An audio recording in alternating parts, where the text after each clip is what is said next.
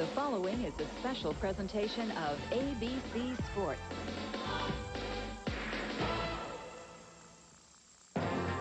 ABC's College Football. Brought to you by Lexus and the new ES300 Sports Sedan. By Payne Weber, we believe our most important investment is an investment in relationships. And by Delta Airlines, we love to fly, and it shows. 13, the ball's on the 39. Welcome to Stanford Stadium in Stanford, California. I'm Mark Jones along with Tim Brandt and Martin Wyatt. The score so far, Stanford leads Colorado 7-0. The Cardinal took the opening drive, 10 plays, went 56 yards to punch it over on a touchdown, and that's where we stand right now. It's 2nd and 13 for Stanford. Jason Columbus is the quarterback.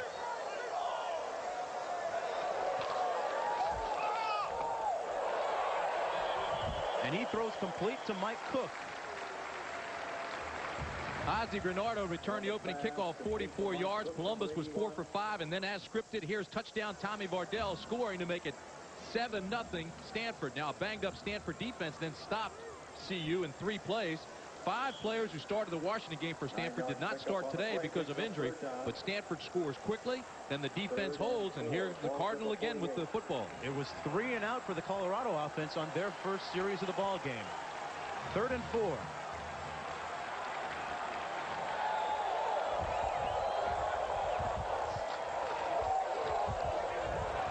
Milburn with a gain of about 2 yards.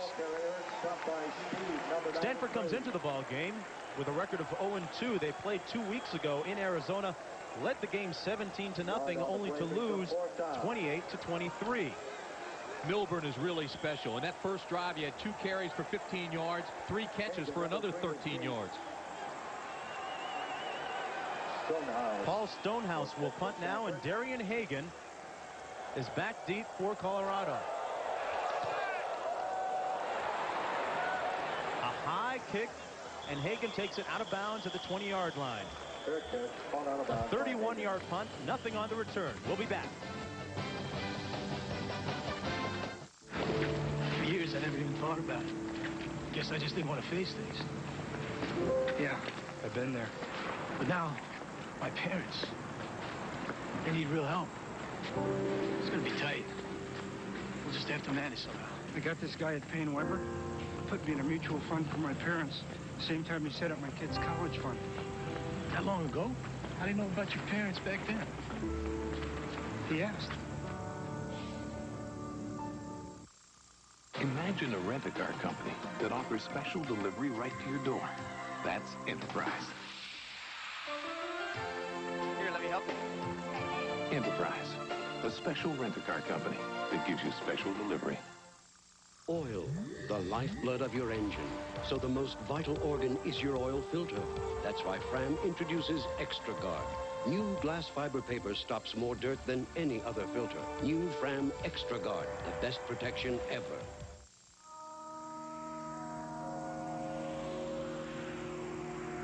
First, we created the LS400 luxury sedan.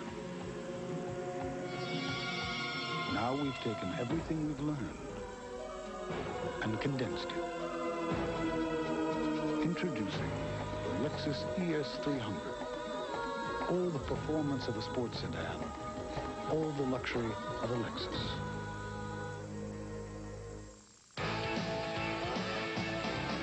It's a wild card rematch when these two rivals fight. The Eagles and the Redskins here on Monday night. 21 produced 7. Well, Darian Hagan will lead the Colorado offense starting from the 20-yard line. He's a 5'10", 185-pound senior from Locke High School in Los Angeles, California. Last week, he was unbelievable. In only 7 minutes, he threw for 162 yards. And you see a host of freshman running backs behind Hagan in the backfield. Bussey and Call are the backs. Call is the deep back.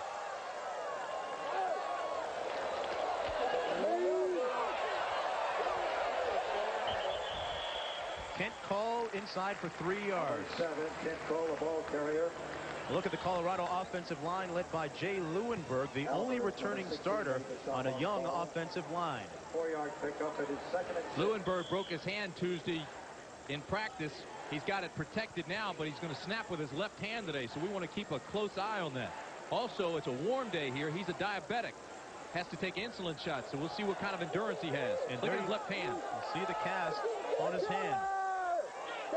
2nd and 6 for Colorado.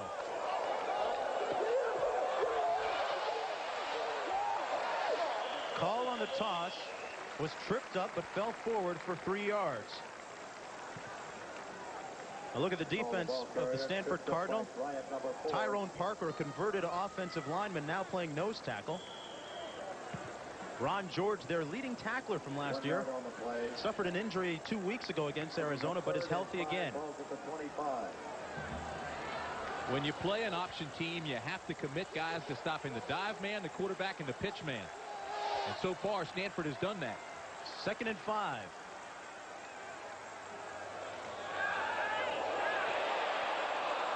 Rico Smith on the flanker screen to the short side of the field. Smith tiptoed up the sideline, but it will not be enough for a first down. Yeah, Rico Suave, watch this. Bryant, number 4, has a beat on him, plays it well, but misses the tackle. Smith goes right around him. He averages 29 yards a catch. Didn't get it that time, and Colorado's got a punt.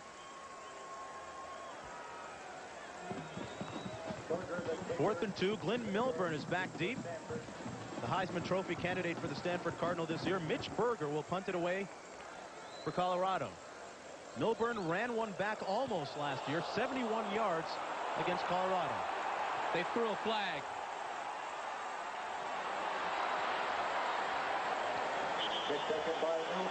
The 38-yard punt, 1 yard on the return. Okay, but they threw a flag, and this is going to be a travesty because the guy was blocked into the kicker. He was blocked in. There should not be a flag. Watch this now. To the left of your screen, here comes the punt block. There's the man being pushed from behind right into the kicker. You shouldn't throw a flag on that. Twan Van Lee was the culprit on the infraction. Yeah, but it was Scott Phillips, the tight end, who pushed him. That's a bad call. Jim, you should know better than that. Denny Green not too happy about that one. But Stanford came in and set the tone early by driving down the field and scoring. Look at the split officiating crew here. Okay, next year, 1992, that'll all change. You won't have split officials anymore. It'll have to be one unit, all from the same place. We have a Pac-10 and a Big 8 crew today. 1st and 10 from the 33.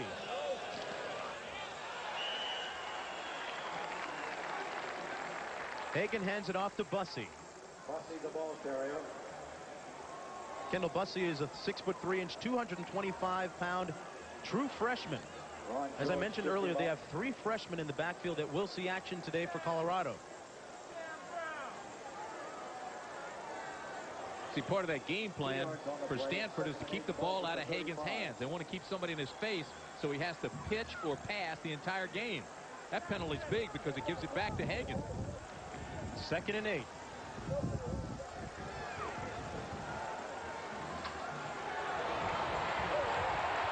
Hall with the carry. Runs to the right side for a gain of about 4 yards up to the 38-yard line before being stopped by Mike Jerish. Number 66, Jerish on the stop. Kent Call last week had 13 carries for 67 yards against Minnesota. He was coached by his father, Rick Call, at Fort Morgan High School in Colorado. It's been impressive thus far by Stanford. Colorado had it 3 plays, punted. 3 plays, punted. Then the penalty gave them their first down. 3rd and 6.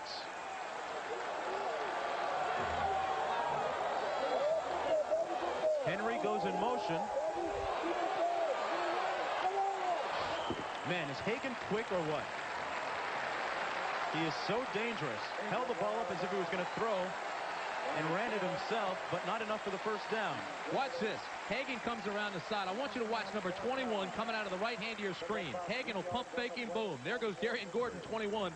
Hagan didn't get enough for the first down, though, but he sure faked Gordon out. Oh, he put him in the popcorn machine.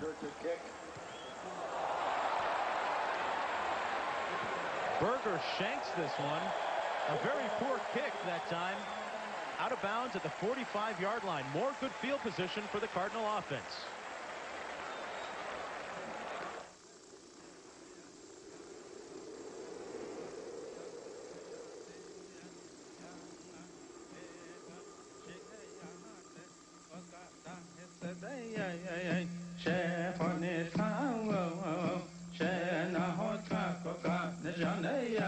Just how realistic is the audio system in the Lexus LS 400?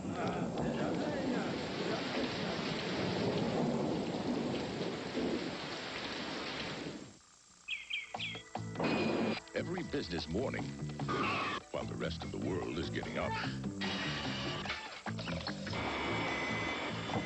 UPS is guaranteeing overnight delivery before 10:30 for far less than other companies charge.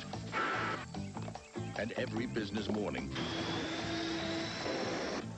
more people are waking up to that fact. Good morning. Morning. When you buy a Supercolor Special TV antenna from Radio Shack, you get a great value. And Radio Shack has everything you need to make installation easy. Best of all, you get Supercolor's advanced technology for the clearest picture and sound possible.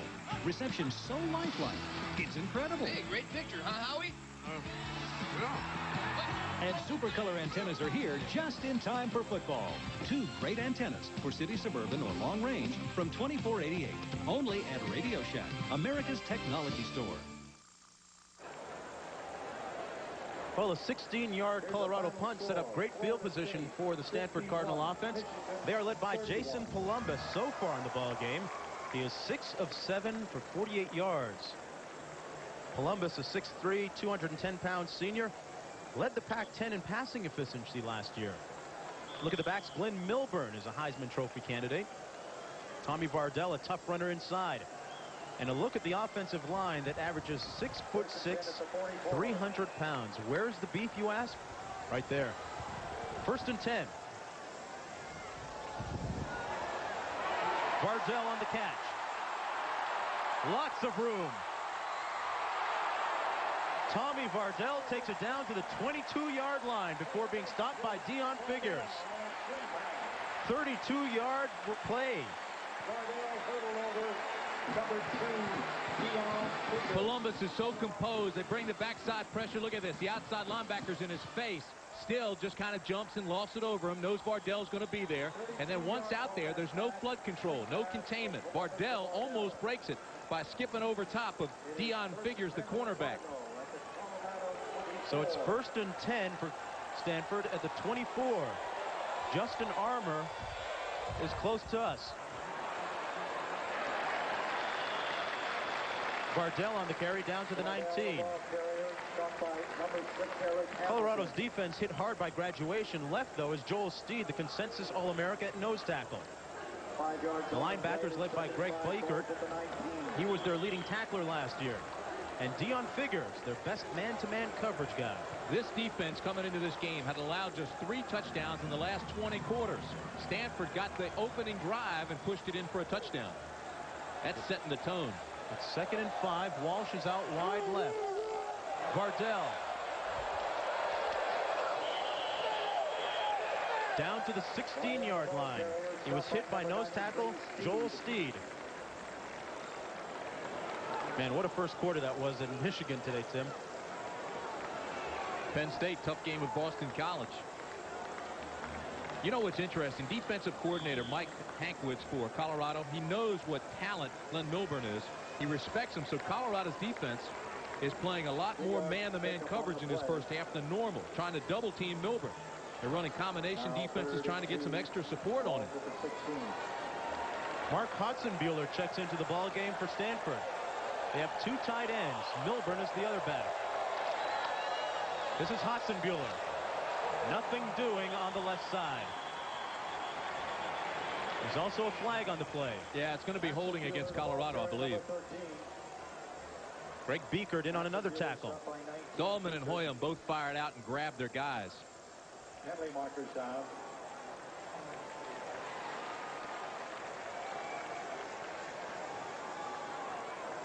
So it was holding against Stanford. They'll take it back 5 yards from the point of the infraction.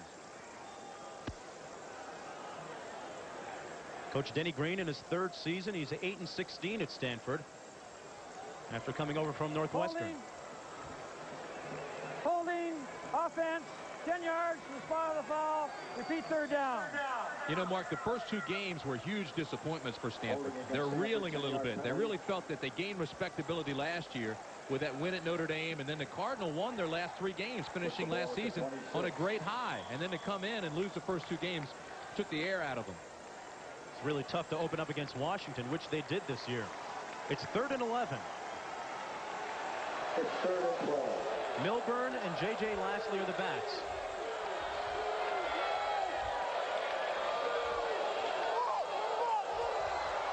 Columbus incomplete to Mike Cook. Columbus' pass intended for Mike Cook, number 81, incomplete. Good coverage that time by Julian Hayward for Colorado. Number 26. That'll set up a 4th and 11.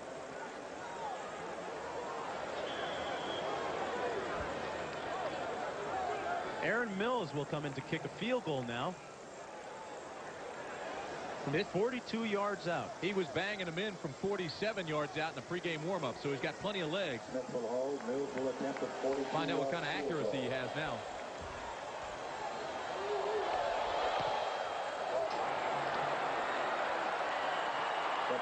And he's wide to the right. Colorado will take over on the 20-yard line. I made it home last night, finally, after an hour on the freeway. The light bulb blows. Okay, get up on the ladder. And while I'm up there, the phone rings. I gotta come back down the ladder. This guy's promising me big savings if I leave AT&T. No way. Big savings. So I tell him, listen, I'm not paying a lot now. With AT&T, I don't have to question, I don't have to worry about my long distance. Give me a break. They're just not AT&T. This is not what you want in a shave. Now you've got the edge. With 6 rich lubricants. For less irritation, you've got the edge. Here's news. If your athlete's foot won't go away, you could have more than athlete's foot. You could have a secondary yeast infection. That's right, yeast. Only Mycotin cures both athlete's foot and secondary yeast infections with Myconazole. Step up to the mic. Mycotin.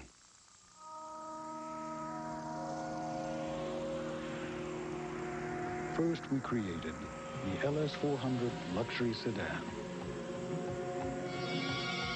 Now we've taken everything we've learned and condensed it. Introducing the Lexus ES300. All the performance of a sports sedan.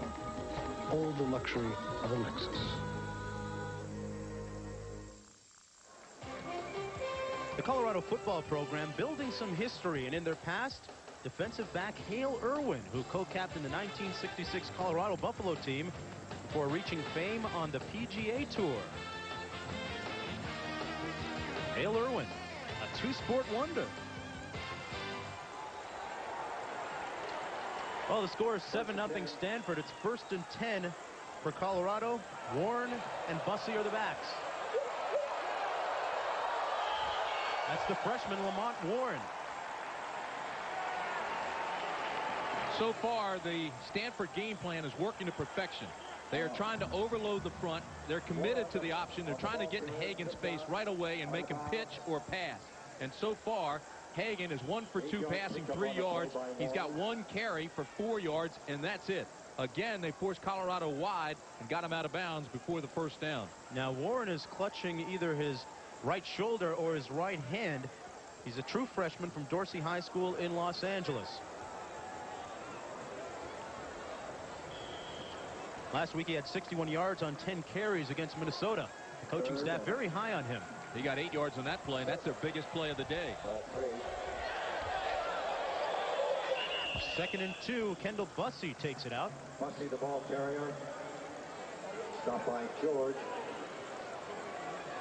He's up close to the 35-yard line. He's stopped by Ron George. No gain on the play.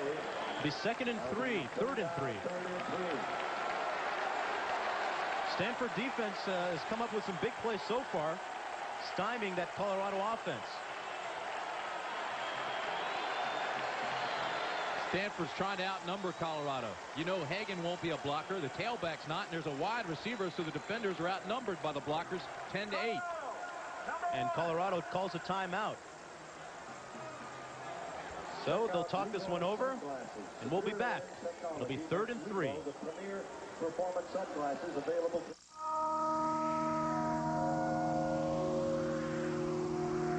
First, we created the LS 400 luxury sedan. Now we've taken everything we learned and condensed it. Introducing the new ES 300. All the performance of a sports sedan, all the luxury of a Lexus.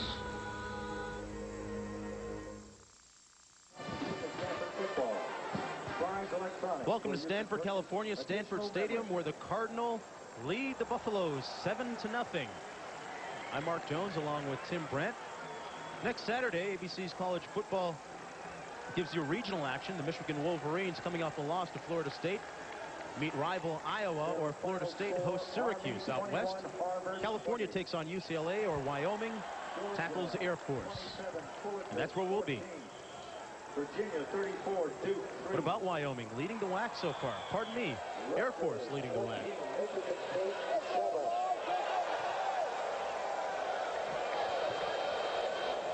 It's 3rd and 3 now for Colorado. Coming off a timeout. 3 running backs in the game.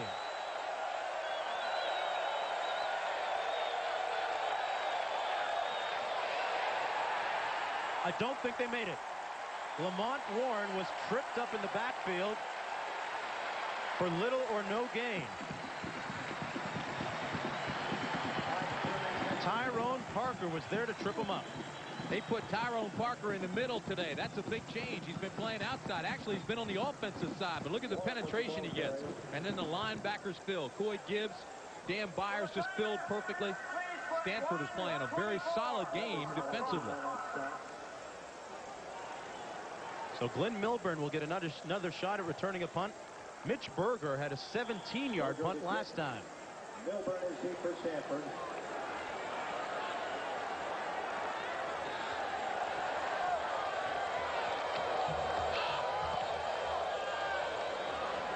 A high kick. Milburn will take it on the 23, where he calls for the fair catch. By Milburn at his own 23. Berger with a 44-yard punt, much better than last time.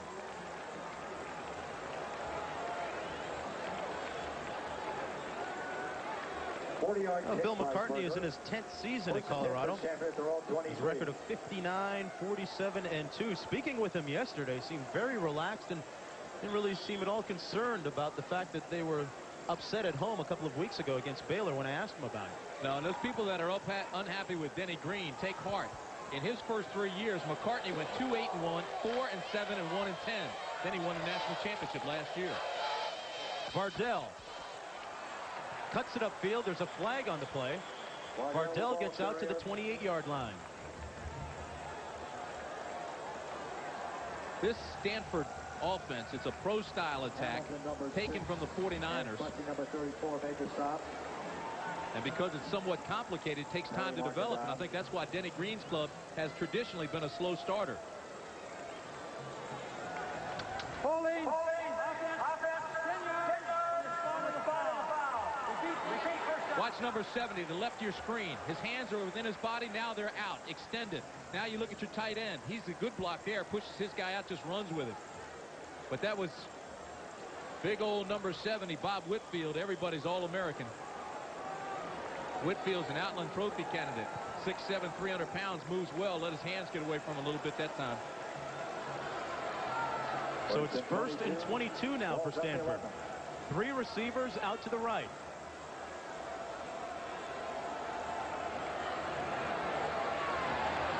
Columbus takes off himself.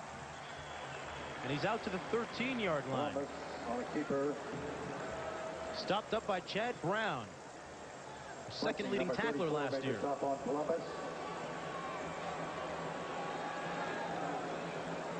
Check it, that's Brown, Chad Brown, number 34. So it'll be 2nd and 20. John Pinckney checks into the game for Stanford. You know, so far the Stanford offense has used a lot of formations, more specifically 3 wides to one side in an effort to spread out or thin out that Colorado defense. Stanford wants to reduce Colorado's front. Got 4 seconds to go in the first quarter of play. And they've stopped the clock.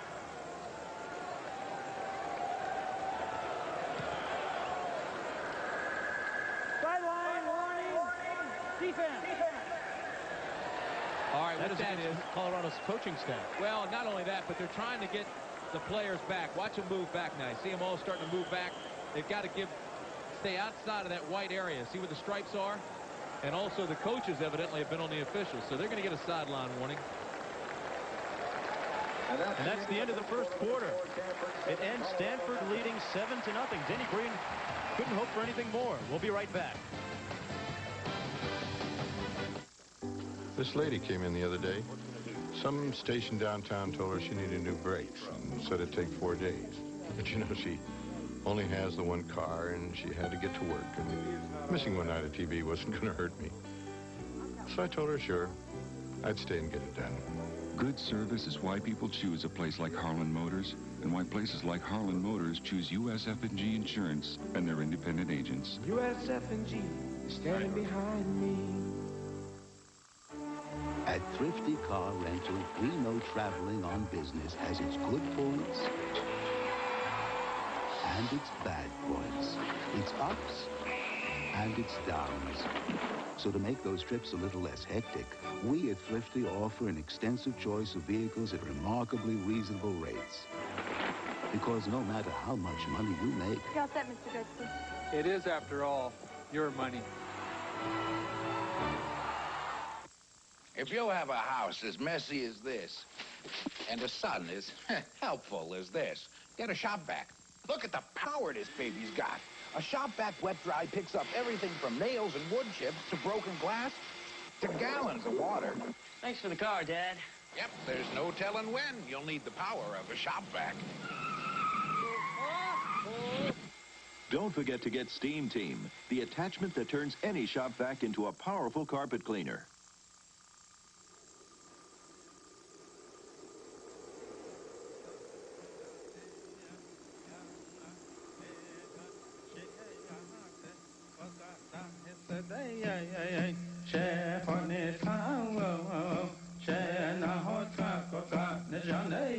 Just how realistic is the audio system in the Lexus LS 400?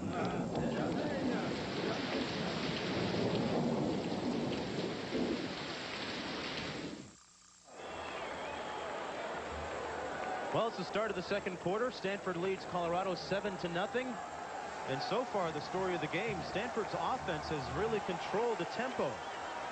Ozzie Gradaro and Tommy Vardell are the split backs. Is Gradaro. Gradaro with a first down. I talked about the offense controlling the tempo so far. Look at the total yards, 116 to 25. In the coach's offices yesterday, I looked at the blackboard, and there was a phrase up there. It said, control it and mix it up. They wanted to control the game, and they've done that. Using a lot of different formations. They're thinning things out. Now, that Colorado defense is very, very quick, but consequently, they've been running themselves out of the play, and the Stanford running backs are cutting back against it. Walsh and Pickney are the receivers. It's 3rd and 10. Columbus goes to Walsh, and there's a flag on the play. Definitely looked like pass interference. Mike Cook was the intended receiver. Well, Cook and Julian Hayward, the cornerback, were both stumbling. It's a late release into the flat. Now watch this. Okay, here comes Cook back outside. Now here goes Hayward, number 26, stumbles on the back of his legs. First down. Almost looked as if Hayward had a hold of him with his right hand. Well, I think he was just stumbling, came down on the back of his legs. Of course, you're in a panic situation at that point. You don't want this guy to make the catch and go when you land on the ground. So go ahead and take him down, get the penalty, and at least you're saving a touchdown. Stanford receiver is running a lot of the intermediate routes so far. Not a lot of speed at the receiver position. Won't see a lot of the vertical passing game. It's 1st and 10. The ball is on the 25-yard line. Columbus play action. It's picked off. Chris Hudson has some room. And he'll score. Chris Hudson with a juggling act took it back all the way on the interception.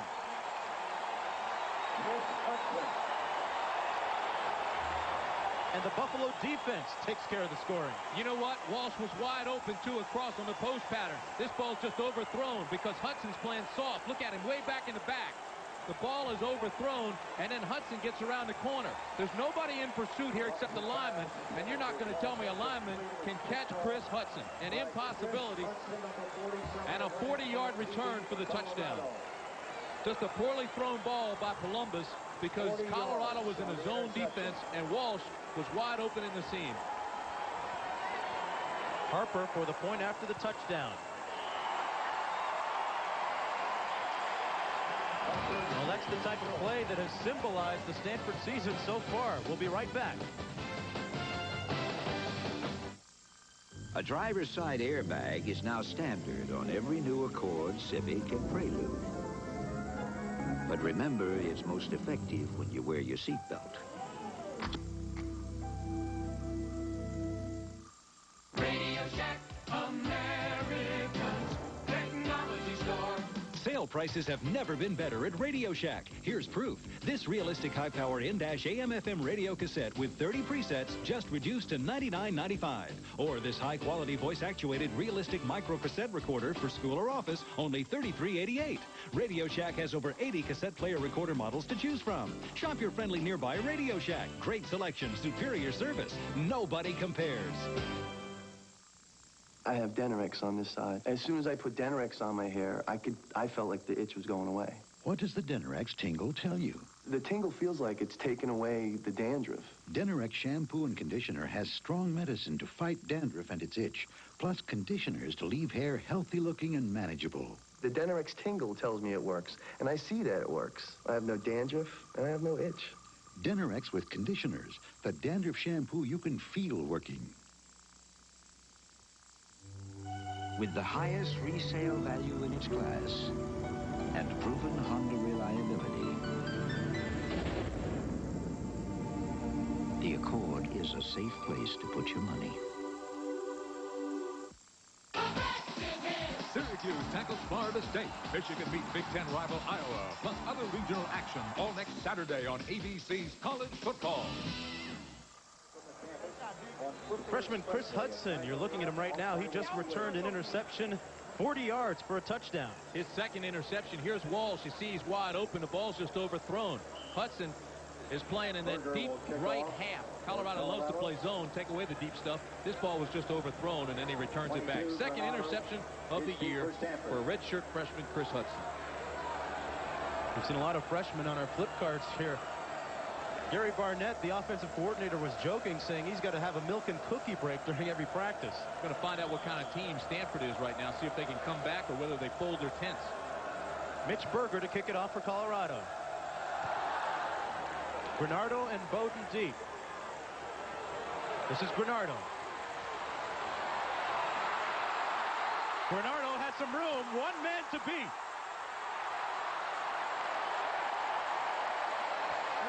Ozzie Granardo takes it down to the Colorado 33-yard line, where he's run out of bounds by Ryan Thomas. 64-yard kickoff return. Well, there'll be no tent folding here. Watch Granardo now. He had the first kickoff return, 44 yards, and Stanford went on to score there. Now he comes back this one, 64 yards. Just a middle return, outran the coverage. Everybody stayed in their lanes for Colorado, and once he got through, he was clean. It's just the type of kickoff return they needed after a big turnover that cost them 6 points.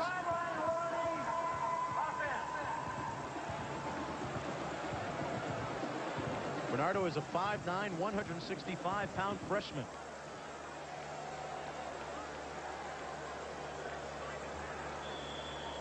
So Jason Columbus will take over. It's 1st and 10. The ball is on the 33. J.J. Lastly and Glenn Milburn will be the backs.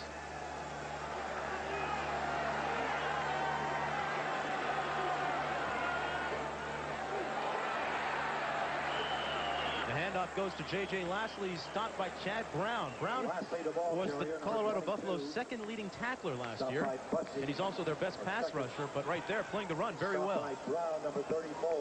I want to see Columbus throw another pass, come back from that interception.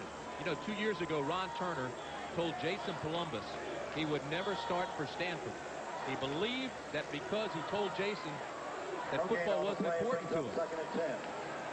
Well, he made Turner eat his words. He came back as a tough quarterback. It's 2nd and 10. Pickney in motion to the right. He had Lastly wide open, but he overthrew him. Columbus looking a little hesitant on that pass attempt.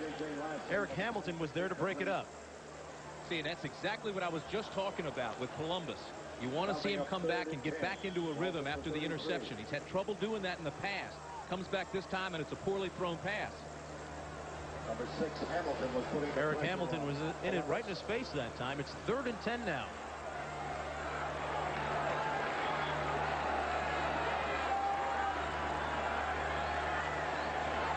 Milburn in motion. He complete. Oh, it's incomplete. Dropped by Chris Walsh. A catchable ball, but incomplete. Number 19 covering on a play. That'll bring up 4th down. Watch Walsh, number 80, the right hand of your screen. Just kind of comes up in the curl area. This has killed Stanford this year. The one thing the coaches will tell you that has really hurt them offensively, drop passes. They had 5 passes dropped in their last game, and here again, Walsh drops a pass that was very, very catchable. Aaron Mills now is in for Stanford. He will attempt a 50-yard field goal. His longest so far this year is 33 yards.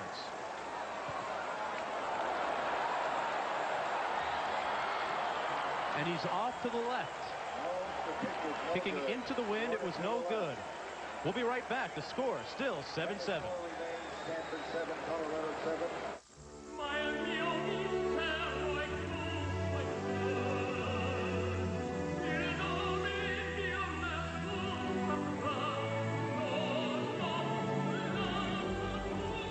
There's a level of service with which you're already quite familiar. Only now you can enjoy it at 35,000 feet. Delta's person-to-person service to over 270 cities worldwide. At Delta, we love to fly, and it shows.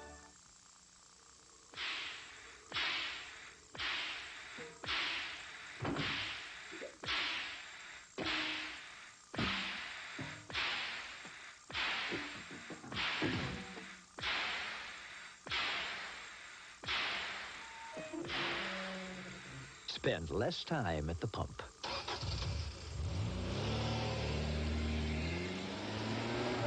The CRX HF from Honda. What's new tonight? I love you. More than you can imagine. What did you say? What did you hear? With the season premiere of Who's the Boss on its new night, then... The Seavers would like to extend to you a formal invitation. That's right. We're moving to Saturday night. Is that why we're dressed up in these monkey suits? Yeah, I can barely breathe in this thing. You're supposed to take this out, bonehead. Growing Pains, Saturdays on ABC, right after Who's the Boss. But come as you are. Stanford's first and only Heisman Trophy winner in 1970 was Jim Plunkett, who also led the team to an upset victory over Ohio State in the 1971 Rose Bowl. Went on to a very successful career with the Raiders and won a Super Bowl there. Look at Jason Columbus now on the sidelines. It's 1st and 10 for Colorado on the 33-yard line. Colin Warren of the backs. Hagan has plenty of time and hits Mark Henry at the 47-yard line. That's a 12-yard gain. Hagan had all year to throw. Good time to point out that the Stanford defense has yet to mark a sack this year. They have not sacked the quarterback. It's 1st and 10. Hill and Warren are the backs.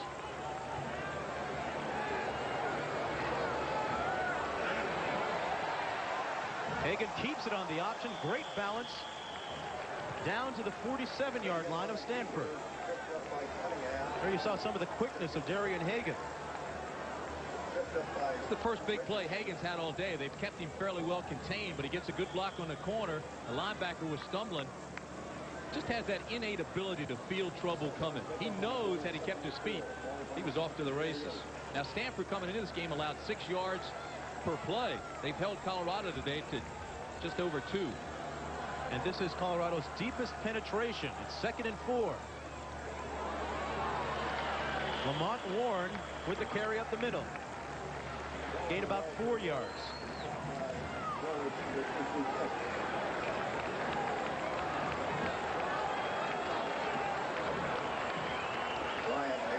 Well, coming up Monday night, ABC Sports is in our nation's capital as Mark Rippon and the undefeated Washington Redskins host their division rivals, Jim McMahon and the Philadelphia Eagles. It all begins 9 Eastern, 6 Pacific. That game's at RFK Stadium. Washington has averaged 40-0 in 2 games at RFK this year. Warren on the option. He takes the toss. Wheels it down to the 22-yard line. Lamont Warren with some strong running. A 23-yard gain. Albert Richardson ran him out of bounds. Remember at the beginning I said you've got to commit to the dive and the pitch and the quarterback. Here you see the quarterback pressure, but watch this now. Bryant just gets pushed out, and once he does, there's nobody in the secondary to help out. The free safety's late coming over. Finally, Albert Richardson, the strong safety, knocks him out of bounds. It's one of the dangers of that. When you commit guys to certain roles defensively, you're giving things up in the secondary. Timeout, Stanford. Well, it'll be 1st and 10. Colorado knocking on the door. We'll be right back.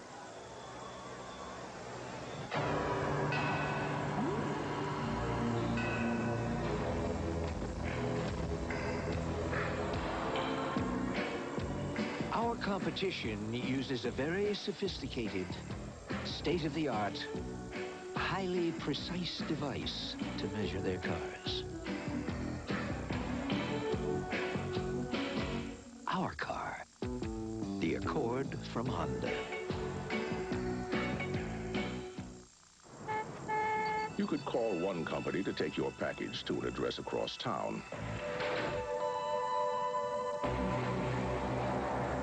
And you could find somebody to take your package to any address cross-country. Then you could call a third outfit that could take your package overseas. And yet another that could take your package overnight. But there's only one company you could call if you only wanted to make one call. I don't want gimmicks. I want just one company I can count on. You know, we're going to see this dramatic drop in our phone bill, and we didn't. And it was just like a hassle figuring out both bills, both sets, and so we just said, hey, you know, we just scrapped it. The service wasn't there. So I went to AT&T and stayed with AT&T. And I've been happy with them ever since, and it's just been great. Get back the service and value you deserve. Come back to AT&T now for free.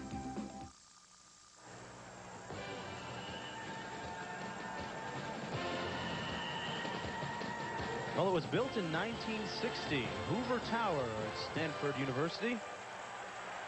Majestic-looking structure. It's 1st down and 10. The ball is on the Stanford 21-yard line.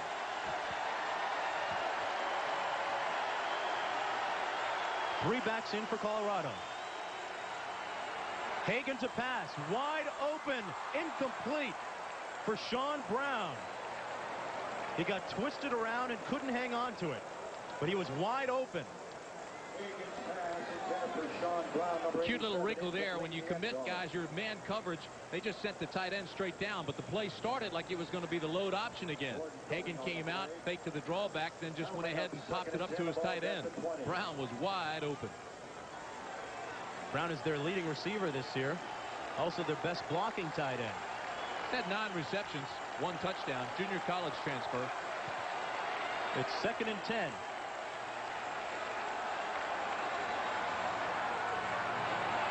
Hagan gives it to Warren, who gets down to the 19-yard line. A gain of about 2 yards. Ron George made the stop for the Cardinals. Warren, no gain on the play. That'll bring up 3rd and 10 at the 20.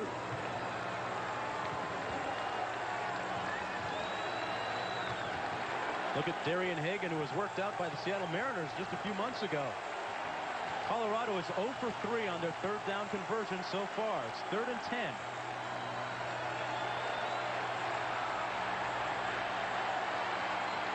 Hagan with plenty of time. Into the end zone, complete.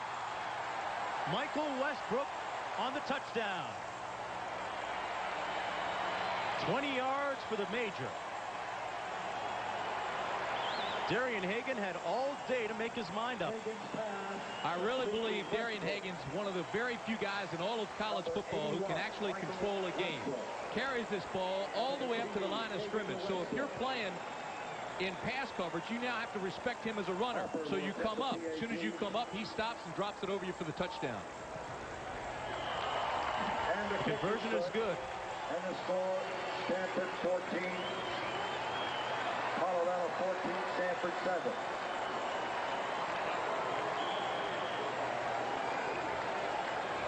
Colorado went 66 yards in 7 plays. Colorado leads 14-7. Let's find out more about the Colorado campus in Boulder.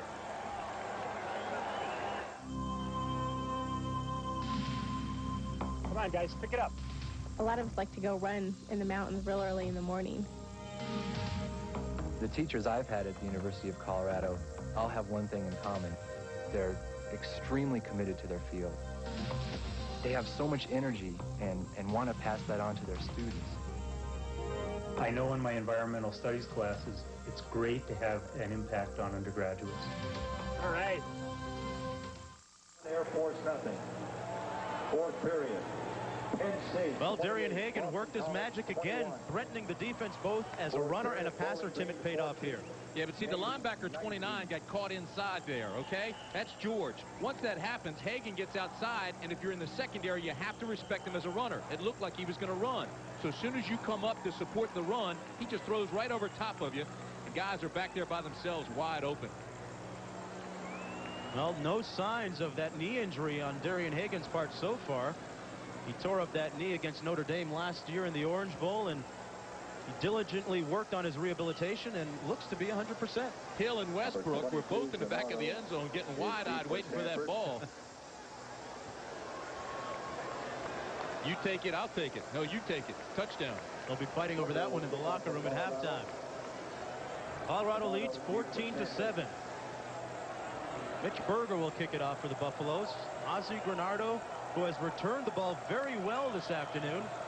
He's had 2 big returns. Yeah, 108 yards. 108 yards.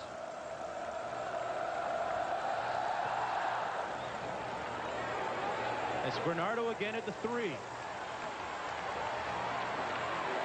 Not this time. Chris O'Donnell makes the tackle at the 22. Make that the 19-yard line. 15-yard return by Stanford. Wyoming leads UTEP by a touchdown. We'll have Wyoming against Air Force next week in Colorado. Air Force and BYU going after it right now. That game will be in Colorado Springs. Air Force has been strong. Christian DeBerry's flex bone working. Well, it's 1st and 10 now for Stanford. The ball is at the 19. Columbus had hit 6 in a row. Since then, he's gone 0 for 4 through the air. This time he hands it off to Vardell, who breaks 3 tackles and makes it out to the 27-yard line. That is an excellent point, too, Mark. And the reason is, we talked about it before. When he threw that interception, he's got to come back. He's got to get in his rhythm. He's got to keep his confidence high. It hasn't been that way. He hadn't found that rhythm. He's pulling the trigger a little bit, pinching his passes. And consequently, he's 0 for 4 since that interception. It's 2nd down. 2 yards to go. 3 receivers out to the left.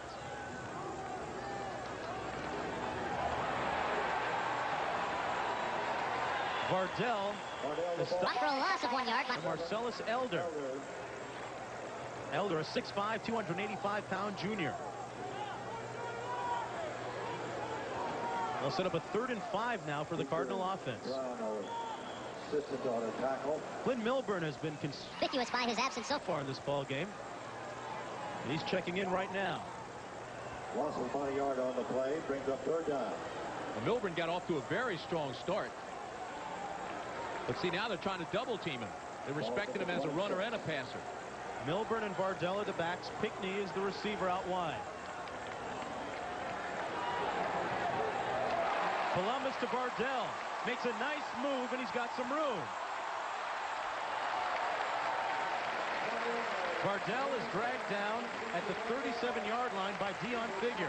You know who makes this play available? It's Milburn. Milburn comes out, and they go with him. Then right underneath comes Vardell. He's wide open because both guys went with Figures, number 2, and Hamilton both went with Milburn. Once Vardell gets it, he's got great speed for a fullback. I think Milburn and Vardell give Stanford probably the best 1-2 punch in the country. Bad part of that is there's no depth. Vardell ran for a career high in rushing last week, actually 2 weeks ago, against Arizona.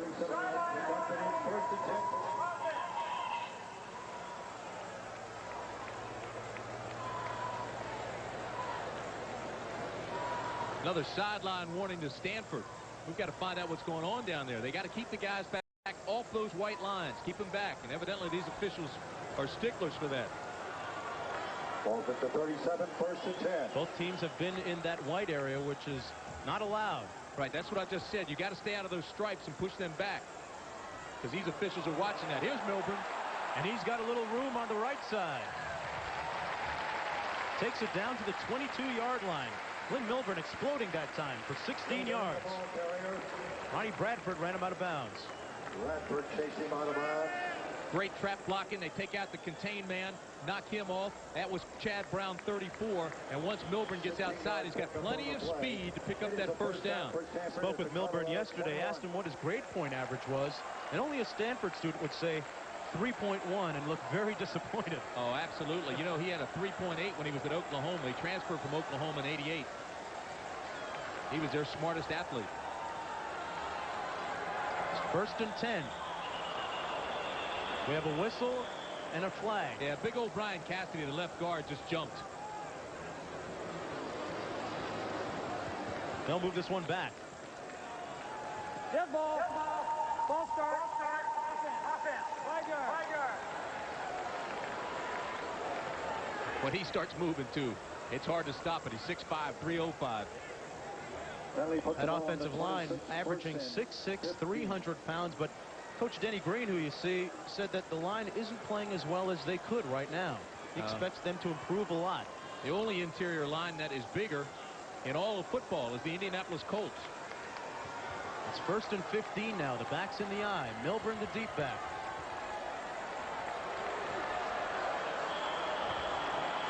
And Columbus will call a timeout and talk this one over.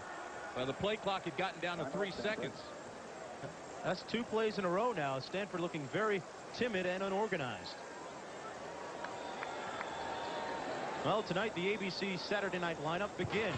First, 2 of your comedy favorites, Who's the Boss and Growing Pains, move to their new night, followed by an all-new Young Riders.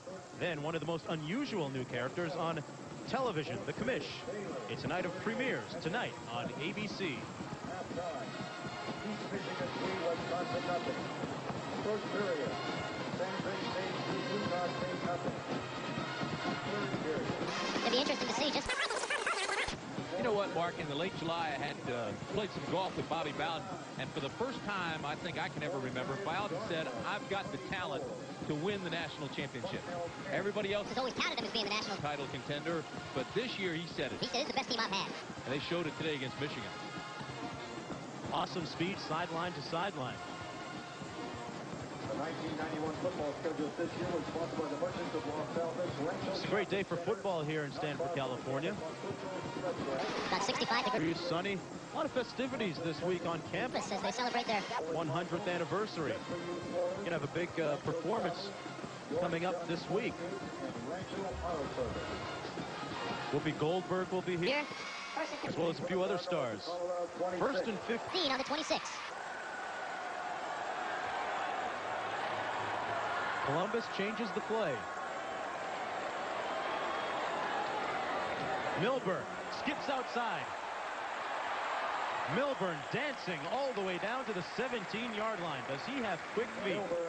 He is definitely the most exciting player here since John Elway and Darren Nelson.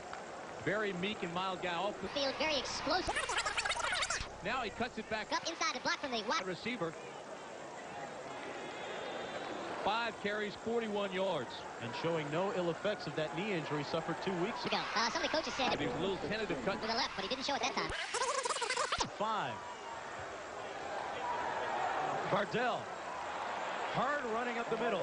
Down to the 12-yard line. He stopped up by Chad Brown and Eric Hamilton. 75-yard touchdown called back last week. He's got 3 touchdowns for the year. He's a load. 6'3", 235 pounds. Short yardage guy. Brad Muster, another former Cardinal player. Yeah, he's an all Pac-10 type guy. 3rd down and 1. Ball at the 11.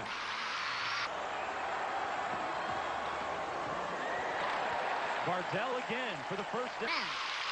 See, that's what we're talking about. Short yardage guy. There's no secret what Stanford's going to do. They line up and they dare you to stop them. They just said, hey, the rule's here now, guys. Straight ahead, no fair dodging. Watch this. You know he's going to be the carrier. It's short yardage. He always gets it short yardage. He just gets up behind him. He's also playing with a lot more confidence now than he ever has. Straight ahead football. Tommy Vardell, 30 yards so far in the afternoon. Reminds me of Tom Rathman with the 49ers. Used to play out in Nebraska. Ball is on the 8. Vardell again. And he's earning his yards. What little on that play. Vardell, the ball carrier.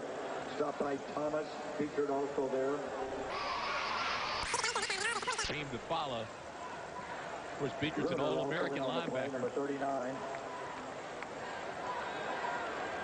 Beaker put on about 10 pounds, says he feels a lot stronger this season. Yeah, he leads.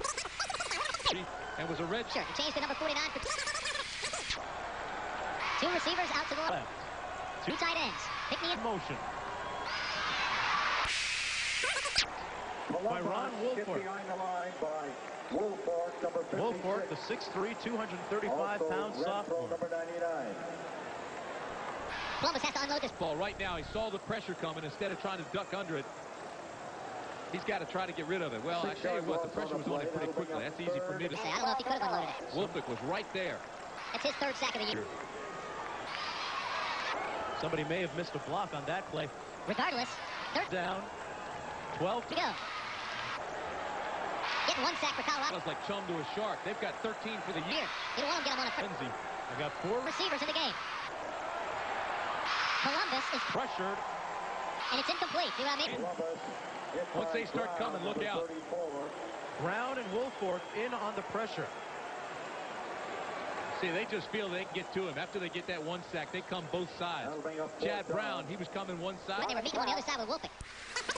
With the quarterback. It's not what Columbus wants to hear. Aaron Mills. In for a field goal attempt of 29 yards. He's already missed 2 this afternoon, coming from 42 and 50 yards.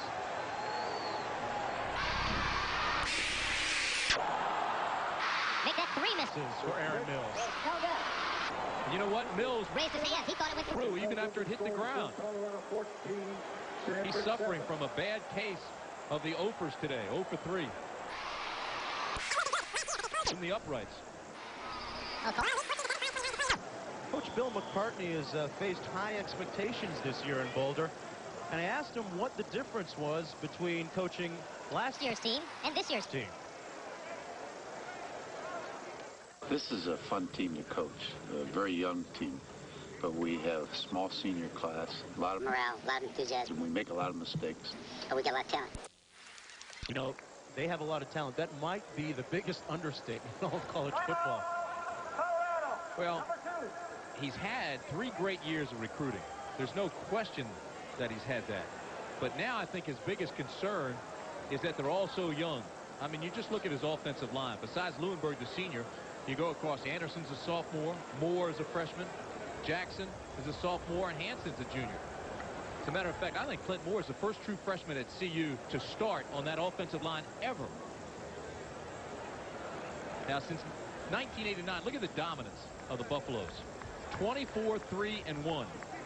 I mean, you can't get any better than that. It's an 87.5% winning percentage. And they're always highly ranked. Part of the reason for their success is the tremendous amount of success they've had recruiting in the California area. You know what else? They've won 23 out of 27 games when Darian Hagan starts. That's a major factor in those statistics you just read. Hagan, one of those California products from Locke High School in Los Angeles. 1st and 10 for Colorado. He too is a Heisman candidate. It's 1st and 10. Kendall Bussey carried the ball that time. Bussey was tripped up, may have had some more room. Tripped up by number 55, Byers. He was tripped up by Dan Byers, number 55. Gain of a yard on the play. It's 2nd and 9. Ball's on the 21. Well, it's a busy Saturday afternoon here on ABC. We'll go over a lot of the scores during the course of this afternoon. 2nd and 9. Backs are in the eye.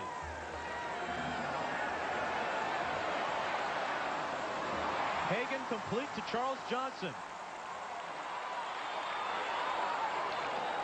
Johnson runs across the field to the 41. Run out of bounds by Albert Richardson. 20-yard play for Colorado.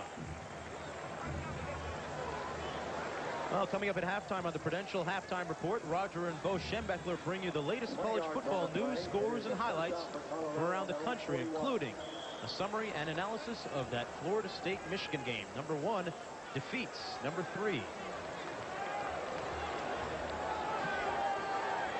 It's 1st and 10 for Colorado now on their own 41. Henry goes in motion to the right. Hagan pump fakes, looking deep. He's got a man.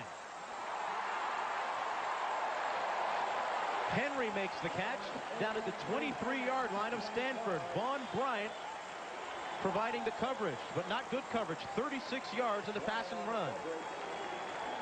Yeah, see, Stanford's getting what they want. They're getting the ball out of Hagan's hands, but he's hot. 5 for 7 now. 91 yards. Look at this. The defense for Stanford is rotating to the ball. They're trying to, what they have like a wheel spoke, rotating to the side of the strength of formation. And Bryant just never got over there, the cornerback. This is Lamont Warren. He's forced out of bounds. Gain of about 3 yards on the play. Dan Byers and Albert Richardson ran him out. Coaches yesterday spoke very highly of Lamont Warren. He saw his first action of the season against Minnesota, and he really impressed the coaching staff.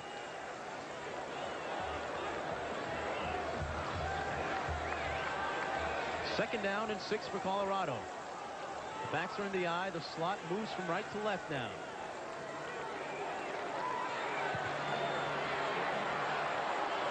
Hagan keeps it himself. Moves down to the 15. Byers again with his 3rd consecutive tackle. He's so light on his feet, Darian Hagan. Stanford defense that time unable to force him to make the toss. A 5-yard gain for Darian Hagan.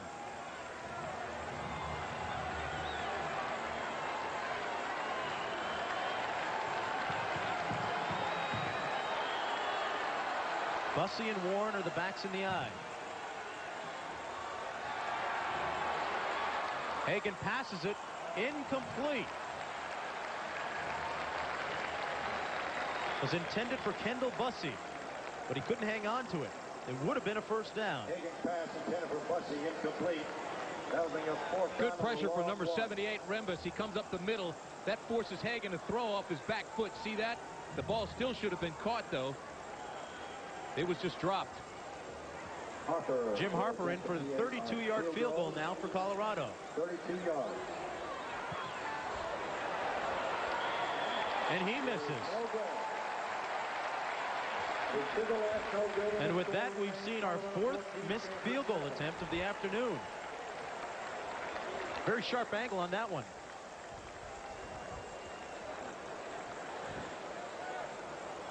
Well, we have a third member of our crew this afternoon. His name is Martin Wyatt. Martin, what do you have for us? Tim, you know, one thing the Colorado coaches have been emphasizing right here on the sideline ever since the opening kickoff. Look, guys, we've got the bodies. They don't. It's hot here. We're going to wear them down. Just stay in there. We've got the bodies. And it looks like, at least from this side, that they are starting to wear down Stanford a little bit. Hansen, by the way, the free safety, the backup, is injured, and he has his shoulder pads off. It doesn't look like he's going to get back into the game. All right, Martin. Hansen, one of their academic All-Americans. Glenn Milburn carrying the ball for the Cardinal that time. Not much room on the left side. Tackled by Greg Beaker. Milburn, the ball carrier. Beaker, a ferocious tackler for Colorado. Martin does make a good point. We talked about it earlier. There is a lack of depth on Stanford's club, and it is hot. And so many guys have been injured and banged up now. You're starting to see the effects with Colorado starting to dominate. Colorado used to playing at altitude. 2nd down and 10. No gain on first for Milburn.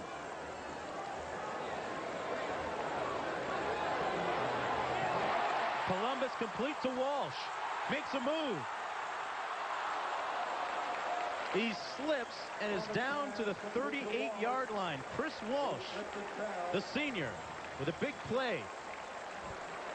41 yards. This is the first time since the interception that you've seen Columbus actually step up and fire the ball with rhythm. He does it right over the middle to Walsh. That's the exact same pass that was picked off earlier.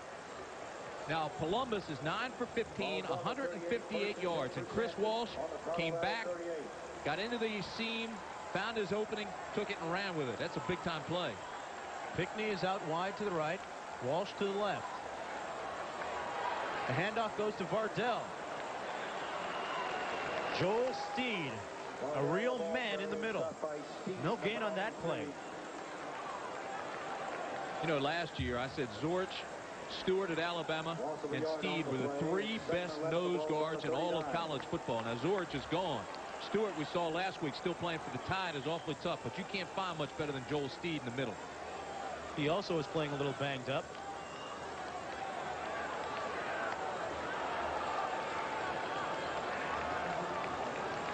See one of the Colorado players going off the field, being escorted. That was Nelson. We'll try and get an update for you a little later. That pass incomplete for J.J. Lastly.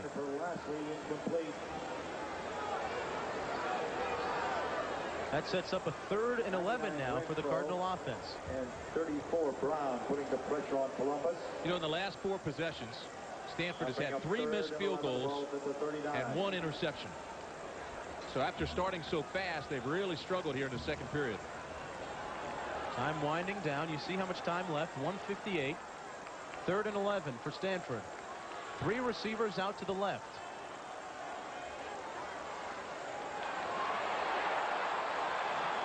Chad Brown forced the incomplete pass. He hit Jason Columbus just as he was releasing it. As I mentioned earlier, Chad Brown, their best pass rusher. One of the replacements for Canavis McGee and Alfred Williams. They're just laying their ears back now, but this is a big play by Columbus. See, instead of taking a sack, he unloads the ball. Number 86, Rico Smith. It's 4th and 11. Paul Stonehouse comes in to punt for Stanford. Rico Smith back to receive the kick. It's a high kick. Smith calls for the fair catch and lets it fall.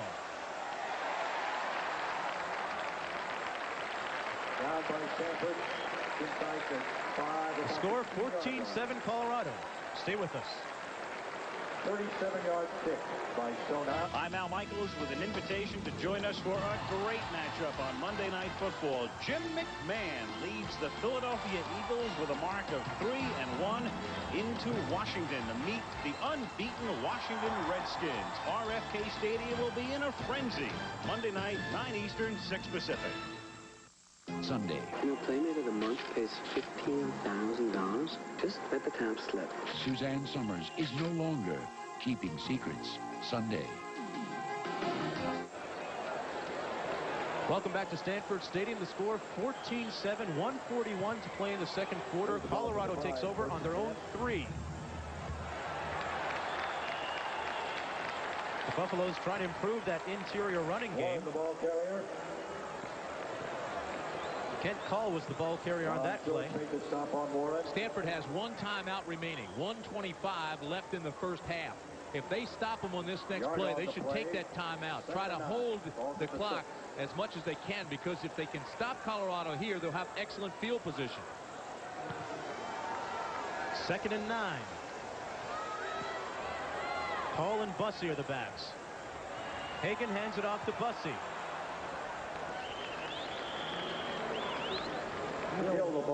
Check that, James Hill on the carry that time. Hill has been hampered by an ankle injury all week. It slowed him down. He has fallen on the depth chart. Clock continues to move. 45 seconds. It's a moot point now. They only need a yard for the first. Have 2 downs to get it. Colorado just going to use up some clock here and get into the locker room with a 14-7 lead. Saw Tate Nelson walking off for Colorado. No shoulder pads going into the locker room. He's a junior. He's got a concussion. Won't be back this afternoon. 3rd and 1. Kent Call that time gets the first down for Colorado. All right, that'll stop the clock with 19 seconds left. Stopped by Parker, number 60. While they move the chains. And that's good for the first down.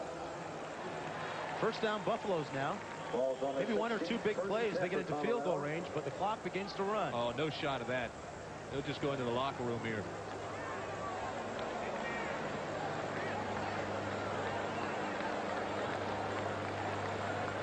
That's it. Yep. So Coach McCartney takes his team into the locker room with a 14-7 lead.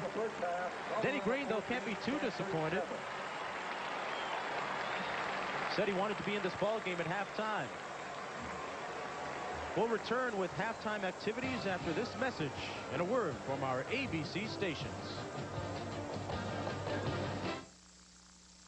ABC's College Football, brought to you by Honda, who put the driver's airbag on every new Accord, Civic, and Prelude and urges you to buckle up. It's a symbol of security for millions of Americans. A document that protects your rights in all 50 states. And an inspiration for all who honor it. It's the Goodyear Promise. Available only with Goodyear Certified Auto Service. It includes a nationwide warranty that promises we'll fix your car right or fix it again free at 2,700 locations nationwide. Good tires, good service, good people, Goodyear.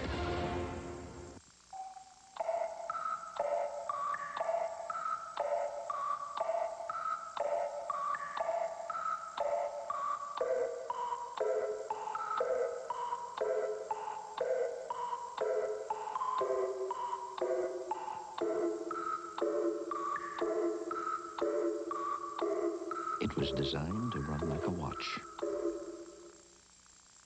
Just strap it on. Tonight, on the season premiere, is it freedom of the press? You lied about me. You know this ain't true. Or are they framing Hickok? That murderer don't deserve a trial. And all-new Young Riders. Then, he's a loving husband and father, and the most unusual police commissioner a city's ever had. Abso-freaking-lutely. The premiere of The Commish. Following the season premiere of Young Riders tonight.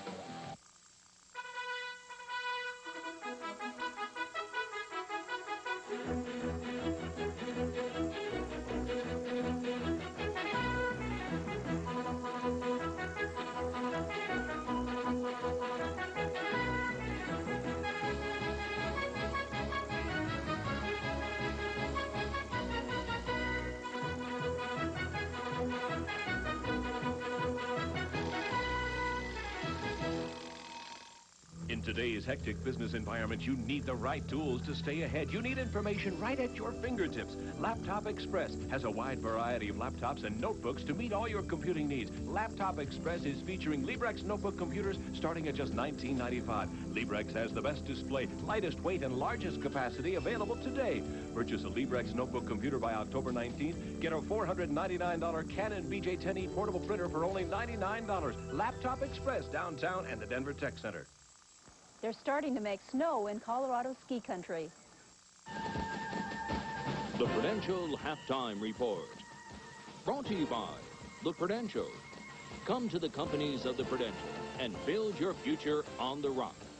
Reporting from New York, Roger Twyble and Bo Schembechler. And hi, everybody. Welcome to our ABC studios in New York. Let's get you caught up on some scores right now. And a couple of teams ranked in the top 20, Georgia Tech and Clemson. Of course, Clemson ranked 7th, have lost their last 2 games to Georgia Tech. In the first quarter of this one, Jimmy Lincoln of the Yellow Jackets breaks free for a 59-yard gain. He rushed for over 200 yards last week against Virginia. It was the key play in an 84-yard drive and was the longest play against Clemson this year. Their defense has been terrific. Now, that run set up Sean Jones. And watch this versatile quarterback. Doesn't find it there, breaks it, runs 10 yards on the option, and Tech gets out to a 7-0 lead. And, of course, Clemson kicked that field goal just before the half, so Georgia Tech leads it 7-3. Now, Clemson got off to a great start, winning their first 2 games. They play 7 home games this year, folks. And the away games, as you look at the schedule, they have just a couple of games on the road. And at Georgia, you saw that. That's a bus ride. North Carolina's a bus ride. South Carolina's a bus ride. Bo, before they get on an airplane, they go to play Duke in Tokyo. What does the schedule mean as they move toward a national championship? It looks pretty good for Clemson right now. Well, scheduling, of course, is very important depending on who you play. And, of course, if you don't have to travel very long, you can get up in the morning on Saturday morning, you down play the game. That's a great help to your chances. Man, you love it. It keeps the expenses down, too. Yeah.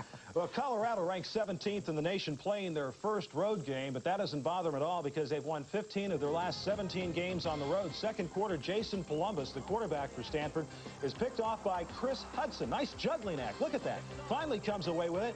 And Hudson of the Buffaloes returns it 40 yards all the way for a touchdown. And it's all tied up at 7 apiece. That after a Tommy Vardell touchdown for the Cardinal in the first quarter. Now, still in the second, Darian Hagan. You know he can run with it. He can throw it, too. He finds Mike Westbrook. 20 yards and the touchdown. 14. Well, there were 2 guys there. Anybody could have had it. 14-7.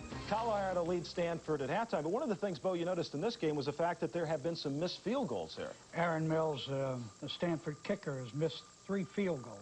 And that seems to be a trend today, and that they were missing a lot of field goals. We're not attempting quite as many.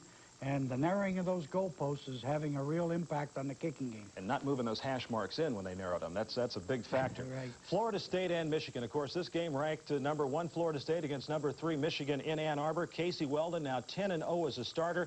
He threw 3 touchdown passes. Amp Lee, the versatile back with 200 total yards, 51-31. The drubbing there. And 51 points against Michigan at Ann Arbor. Dead at 50, well, Cornell twice, Northwestern, Ohio State a couple times. So today, kind of a bit of history, only the 6th time in over 100 years, over 50 points scored. And we'll have a report of more detail later on that Michigan-Florida State game. Miami ranked 2nd in the nation at Tulsa. Gino Torretta has thrown a couple touchdowns. Steve McGuire has ran for 2. 31-10, they lead Tulsa in the 4th quarter.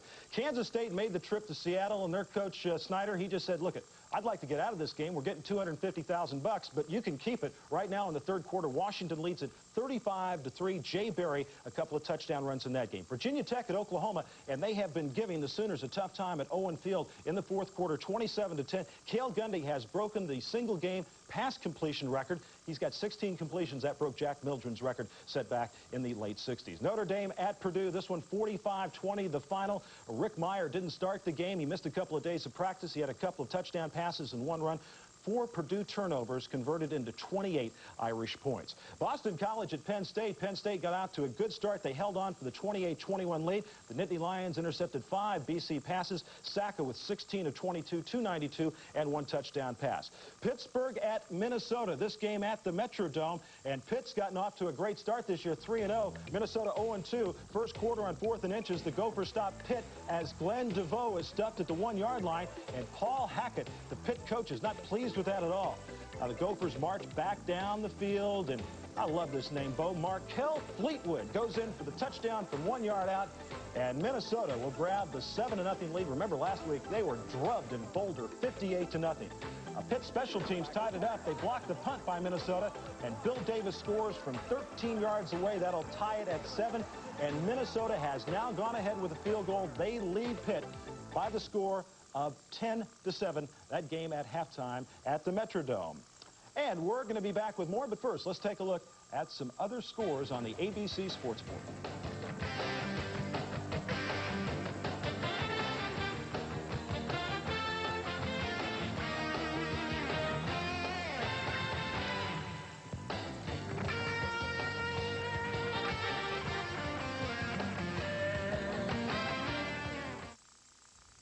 When I first saw Sarah on the library steps, I swear it skipped a beat. When Don Larson was one pitch away from a perfect game in the World Series, it stood perfectly still. On that awful day in '63, it felt like it was in the pit of my stomach. And that incredible moment when we all took one giant leap for mankind, it nearly burst with pride. But last year, when the doctors told me my heart was failing, and without a transplant I wouldn't last 6 months, that's when it stuck in my throat. A year ago, the Prudential created the Living Needs Benefit. Now, the terminally ill could collect their death benefit while they were alive, and they could use it for anything their heart desired. Now that I'm alive and well, I think of the donor. I think of his family, and naturally, my heart goes out to them. For information, call 1-800-654-ROCK. The Pacific 10 Conference has long been known as the Conference of Champions. Pac-10 success in football and men's basketball is unparalleled nationally. Yet the Pac-10 may be best known for supporting the nation's strongest overall athletic programs, having captured the most NCAA championships in both men's and women's sports. The Pac-10 region stretches throughout the glorious West, from Arizona to California and north to Oregon and Washington. For 76 years, the Pacific 10 Conference has held to its commitment to being the Conference of Champions. It was the night after a game. I wanted to celebrate. So I went out and had some beers. No big deal. I felt okay. I was driving slow. It was a breath test I had a problem with. Cops took me in. I lost my license. I'm off the team. Everybody's all over me. I wish I'd thought of this before.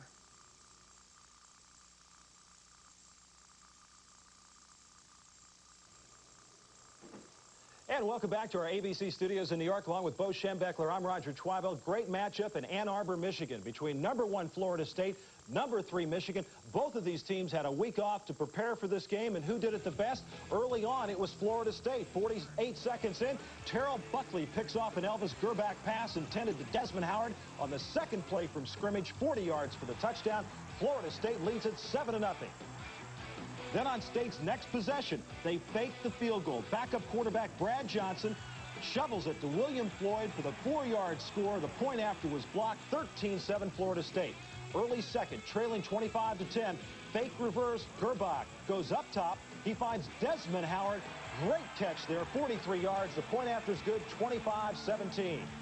Second quarter, Gerbach to pass, but he'll be picked off. The ball underthrown. Howard Dinkins, the interception. Gerbach threw 2 INTs on the day. Third quarter, Casey Weldon, fine quarterback for Florida State, finds Eric Terrell 20 yards. He had 3 touchdowns on the day as the Florida State University Seminoles, top ranked in the nation, defeat Michigan 51-31. With more on that game, let's go out to Ann Arbor and Keith Jackson. The quarterback is the man in the center of everything that happens offensively, and it was a near record day at Michigan for Casey Weldon. Here he is with Jack Arute. Casey, congratulations. A terrific performance by you today. I tell you what, we came in here, the paper they had every advantage. I think we showed who had the best offensive line in the nation today. That really bothered you before the game. Yeah, it kind of ticked us off a little bit, like, wait, we're #1, but we don't have any advantages. Something was wrong with that. But we just wanted to come out and keep our scoring average up, and, you know, we got a lot of work to do, get ready for a tough Syracuse game next week. Yeah, you got to be aware of the fact they beat one Florida team. Yeah, they beat a Florida team, so we got a lot of pride for the state of Florida, and when Syracuse comes in, you know, we're in Tallahassee, we're going to be ready for a war. They're a tough team. Keith? 51 points is just incredible to me in this stadium. It's unbelievable, but they had a bunch of turnovers, and we're going to take a look at one of them. Terrell Buckley set the tone very early in this ball game when on the third play, Gerbach went back, threw a little quick hitch. Buckley, the outstanding corner that has picked off 12 passes in his career, ran it back for a touchdown, and that was the start of it. And then from an offensive perspective, it was just one big play after another, and this quite a remarkable catch here on this Weldon pass. It's by Eric Terrell. He diving catch, but Amp Lee played very well running in, catching, and of course Casey Weldon was outstanding. It was, to be perfectly blunt, a thorough thrashing that the Florida State Seminoles laid on the Michigan Wolverines, 51-31, and no question right now who's number one. Key games remaining for Michigan. Big one coming up next week at Iowa, then Michigan State and Illinois also on the road. Meanwhile, for Florida State University, they're at home against Syracuse and Miami, on the road against Florida on November 30th. Bo, I think we all knew about Florida State's great team speed. They really dominated Michigan up front. Well, they did, and I think you make a mistake when you try to run with these guys. You've got to control the football. You've got to not make mistakes. In the case of Michigan, they had trouble defensively handling their offense, and at the same time, the offense gave them a couple of touchdowns and turned around and turned it over again when they were down in ready to score, stopped on a 4th and 1. You just can't do that, or you're going to end up with 51 points scored against you. Control the football. That's what Michigan did against Notre Dame a few weeks ago. They look like a different team today against Florida State. Well, they just couldn't run as consistently. It looked like they started out that way, that they were going to run that well, but later on, that Florida State front was just not going to let them control the ball. That's got to be embarrassing, giving up 51 points at home. Well, it is embarrassing, but Roger will get over it, and we'll come back to play again. It might take a while, but you will get over it. Okay, now let's check out some of the early finishes and teams idle from the top 25 on this Saturday.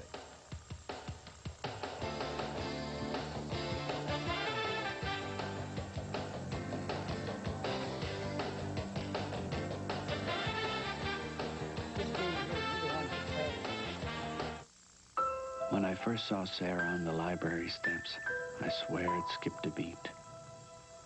When Don Larson was one pitch away from a perfect game in the World Series, it stood perfectly still. On that awful day in '63, it felt like it was in the pit of my stomach. And that incredible moment when we all took one giant leap for mankind, it nearly burst with pride. But last year, when the doctors told me my heart was failing, and without a transplant I wouldn't last 6 months, that's when it stuck in my throat. A year ago, the Prudential created the Living Needs Benefit. Now, the terminally ill could collect their death benefit while they were alive, and they could use it for anything their heart desired. Now that I'm alive and well, I think of the donor. I think of his family, and naturally, my heart goes out to them. For information, call 1-800-654-ROCK. In the 100 years since Stanford opened, the people who've come here have realized one dream after another. In life-saving and life-enhancing technology, in scientific breakthroughs, big and small, in teaching humanities and humanitarianism, in helping to better our evolving world and expanding our definition of it. As Stanford celebrates its centennial, it salutes the people who've made it and the world both better by their being here. Monday night, ABC Sports travels to our nation's capital to see quarterback Mark Rippon lead the undefeated Washington Redskins as they host Jim McMahon and the 3-1 Philadelphia Eagles in an NFC East showdown. It's all live Monday, 9 Eastern, 6 Pacific on ABC's NFL Monday Night Football. And as we've reached the last Saturday in September, Bo, a lot of teams have 4 games under their belt. If we can take a look back now over the past month, what's been the biggest surprise for you in college football? Well, I think from team standpoint, the Baylor Bears winning in Boulder, Grant Taft's maybe his best team ever, and the Syracuse Orangemen, Paul Pasqualoni winning a big game against Florida, and now he goes against Florida State next week. We'll find out how good they really are. Other side of the coin, the biggest disappointment so far? Well, the biggest disappointments would have to be Houston, and you'd have to say Michigan State, opening with 3 losses, and 51 points scored against Michigan in Ann Arbor. What about the top players? Who do you like so far? Well, I think Desmond Howard. I think he's done everything you could ask of a great player, and I would say otherwise Steve Emtman, the great tackle from Washington, certainly from a defensive standpoint, has been outstanding. I know you like those good defensive players. Been a lot of upsets so far this year. Which one's been the biggest? Well, I think Central Michigan beating Michigan State would be the biggest upset. That in East Lansing, too. In East Lansing, right. That was huge. Okay, that'll do it for right now. Enjoy the game you're watching, and we'll be talking to you later on this Saturday afternoon.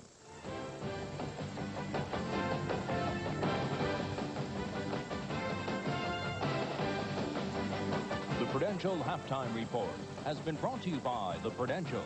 Come to the companies of the Prudential and build your future on the rock.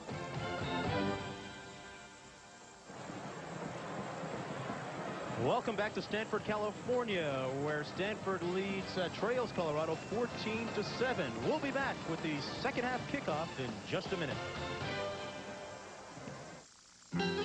Craft Caravan Incorporated. Are you having trouble getting an international operator? All Nations Forwarding. Are you having more trouble getting overseas faxes through on the first try? We want you back. AT&T Pro Watts. Competitive prices on international calls. Plus our new Favorite Nation 10% discount. Switch now and get 1 month of long distance free. We want you back.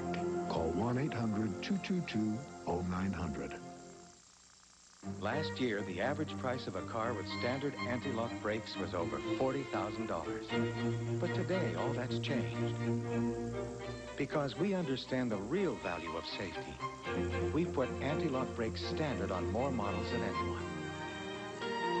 Even on our least expensive Cavalier.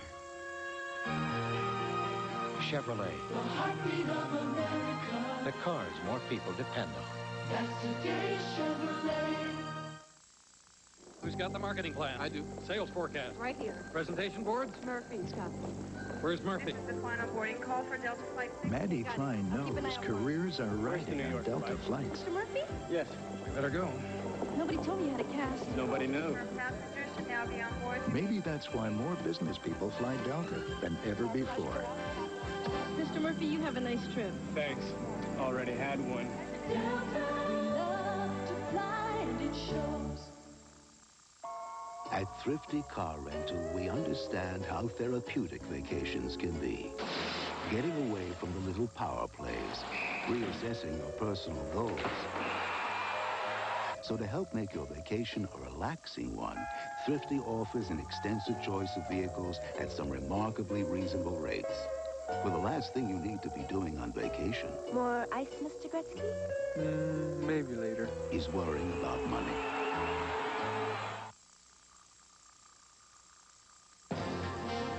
ABC's College Football. Brought to you by Geo. Get to know Geo. Available right around the corner at your Chevrolet Geo dealers. And by UPS. Now offering 10:30 a.m. guaranteed overnight air delivery.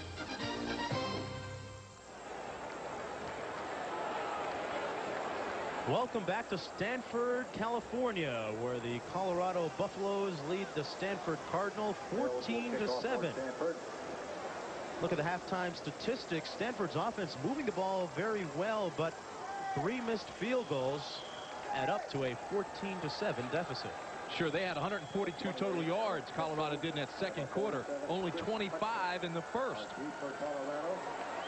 Eric Mitchell and Chris Hudson back to receive the kickoff from Aaron Mills.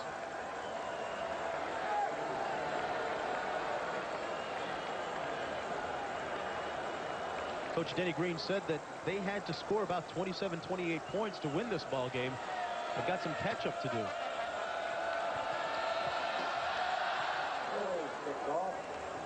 High kick, be shallow at the 7-yard line.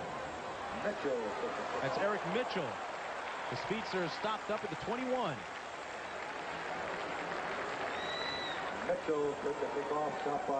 Twan Van Lee made the stop. Darian Hagan really asserted his senior leadership throughout the second quarter of that ball game. 91 yards passing in the first half.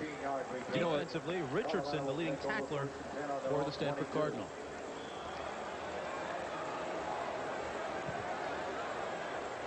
Hagan also returning a punt this afternoon. A lot of stamina for a quarterback to do that much. Warren and Hill are the backs. On 1st and 10, Hill with the carry. Got a couple of yards. Stopped by George. He's stopped up by Ron George. Ron George is an interesting story from Heidelberg, West Germany. Went to the Air Force Academy, didn't like it there, transferred here to Stanford, and a very, very intelligent football player. Speaks fluent German as well. Candidate for the World League, maybe. 2nd and 10. Warren. Lots of room on the outside. Warren moves down to the 38-yard line before being run out by Albert Richardson. 17-yard gain. Gain of 17, as you mentioned, but the play was made by James Hill. Watch 33 there, the right of your screen. He throws the key block on Vaughn Bryant. Bang. As soon as he gets him out of the way, there's nobody out there containing the play, and he takes it up for the big gainer. Lamont Warren with a coming out party of sorts last week against Minnesota. Ran for 61 yards. Having a good afternoon today. Hagan with the handoff. Warren again up close to the 45. You know, they talk about his speed, Warren. He's got a 4.3 speed in the 40-yard dash, high school All-American. He missed half his senior year in high school with a bad ankle. Now he played tailback, quarterback, wide receiver, defensive back, played all over the place. He scored 21 touchdowns his junior year and 30 his sophomore year. He was the LA Player of the Year. 2nd down and 5 for Colorado. The ball is on their own 44. Hagan keeps it himself. There's a flag on the play.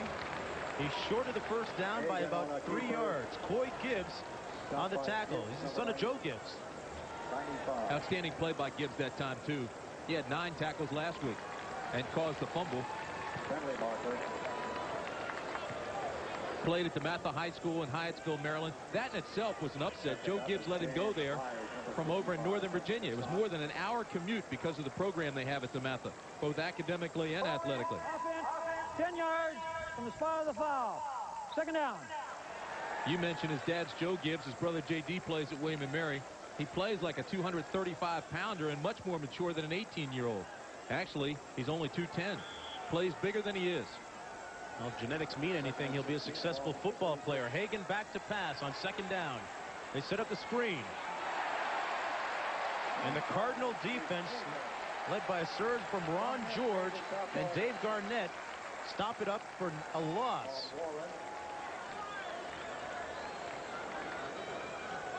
This is played so well, and I think the reason for it is it took so long to develop. You see the pressure coming up top, but they don't get the ball out to Warren quickly enough. What that does is allow the pursuit to come over. They could read the play quickly, and they made the play. Dave Garnett playing with bone chips in his right thumb. He has a soft cast on his hand. Yeah, he's been very limited because of that cast today. 3rd and 20. Looked like a broken play.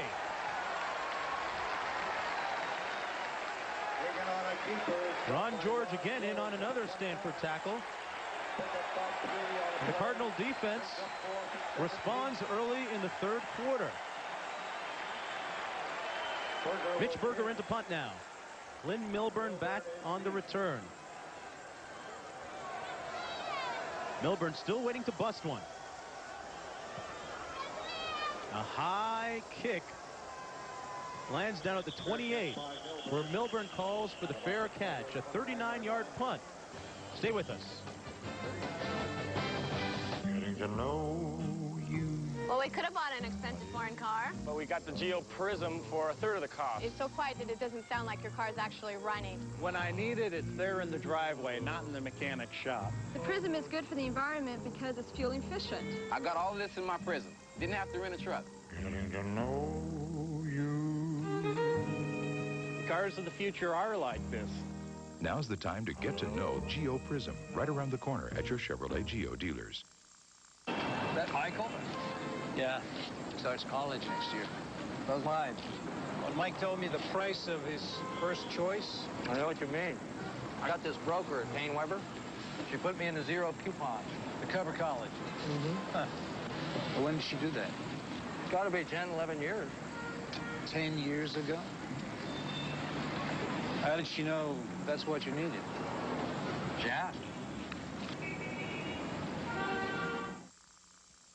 Jordan drives and misses. Michael throws it away. Jordan falls. This is a nightmare. You want to be sure of your game. You also want whole grain nutrition. Wheaties is made with 100% whole grain. These cereals are not. So if you want to rest a little easier, better get your whole grain. You better eat your Wheaties. Syracuse tackles Florida State. Michigan meets Big Ten rival Iowa. Plus other regional action all next Saturday on ABC's College Football. Well, Jason Columbus and the Stanford offense take over at their own 29-yard line. Columbus 9 of 17 for 158 in the first half, but he went through a severe cold streak there in the second quarter. Greg Beaker, leading tackler for Colorado.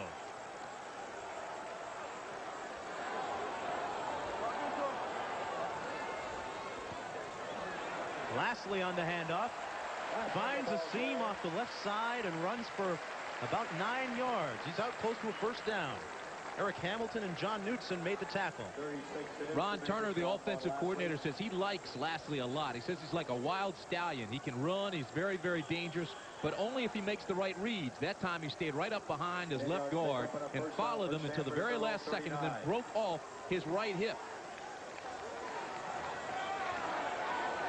Well, Lastly ran it far enough for the first down. It's 1st and 10.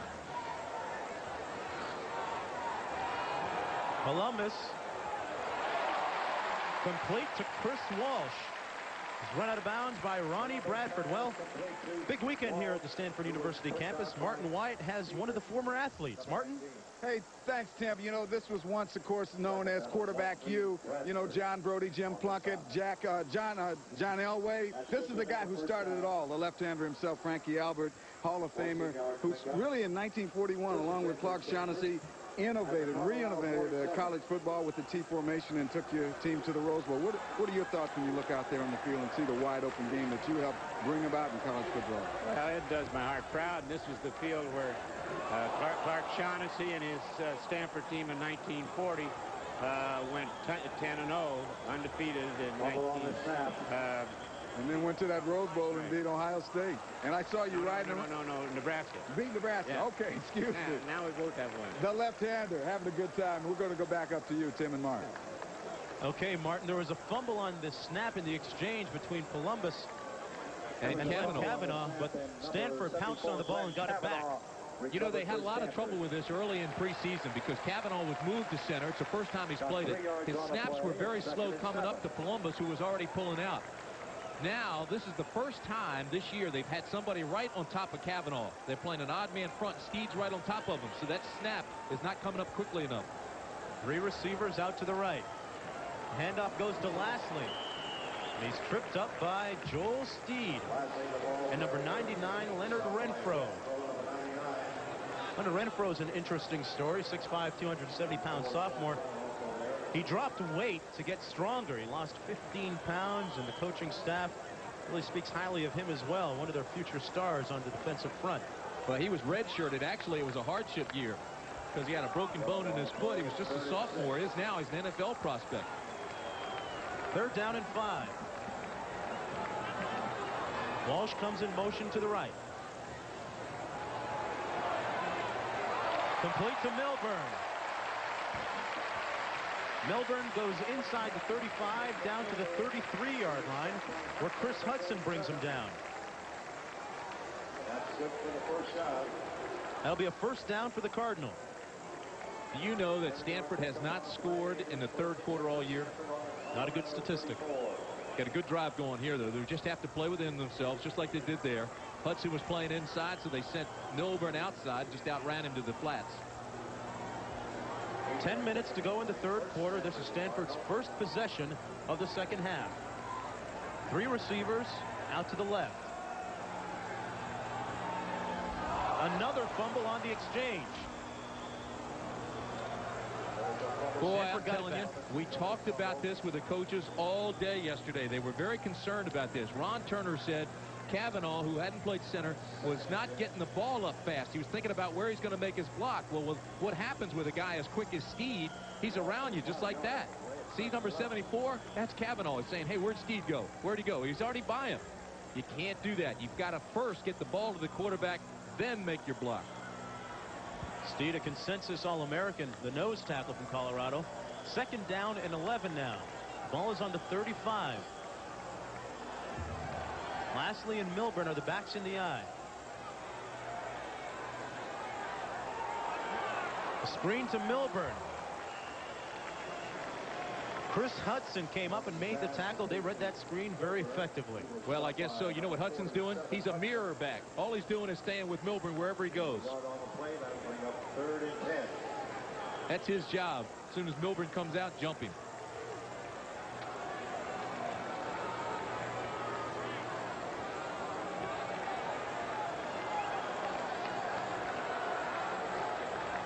Third down now, 10 yards to go. Colorado brings in 6 defensive backs.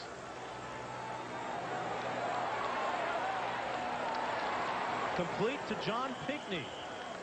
Pinckney making his first reception of the afternoon. He's tackled by Deon Figures. Ran to the wrong side that time. Deon Figures, their best man-to-man coverage player. All right, you've missed 3 field goals on the day. You're in Colorado territory. It's going to be 4th down and long. Columbus is still on the field. You go for it, or do you know, what the heck? Go for it, because you've missed 3 field goals. You're in their territory. That's what they're doing. Best they can do is get the ball on 3rd and 1. I mean, on the 31, 1st down.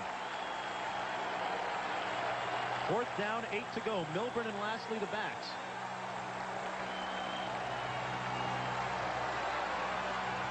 He completes it to Chris Walsh. A big play by the Stanford offense. The most critical so far of the afternoon. 16 yards on the reception. I'm going to tell you something. That's a big play. Columbus had thrown an interception on that exact play before. The number 2 receiver, number 80, is Walsh. He comes inside. He's working on the safety, Thomas, and the ball was perfectly thrown. That second receiver in is always the most dangerous because he's got more field to work with. And when he runs that little post pattern, that drag inside, you come underneath the 2 deep, and the ball was there. Walsh has 4 receptions for 83 yards. 1st and 10.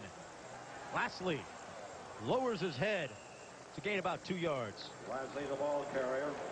Stopped by number 93. Lastly, and Vardell rotating in, both very hard runners.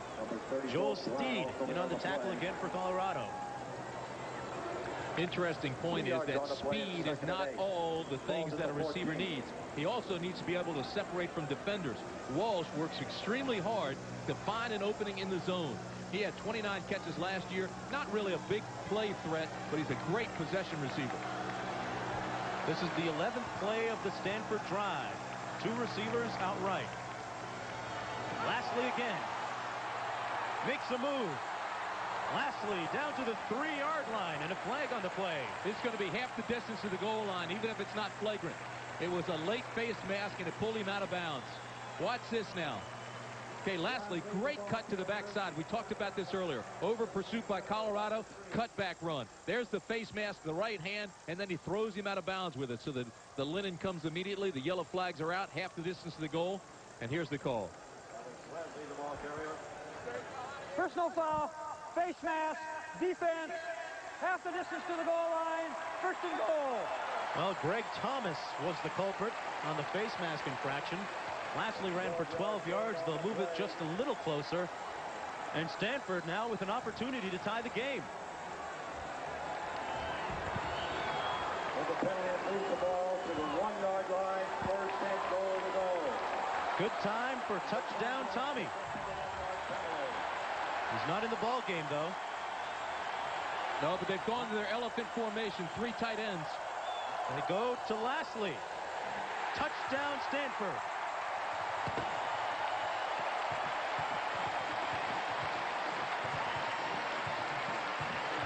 Lastly for the touchdown. J.J. Lastly for the TD. J.J. Lastly, the workhorse on this drive. J.J. Lastly for the touchdown. And he caps it off with a touchdown. That's his 2nd touchdown of the year. I think he was actually pushed into the end zone by a Colorado defender. 71 yards, 12 plays. So Stanford now with a chance to tie the ball game up.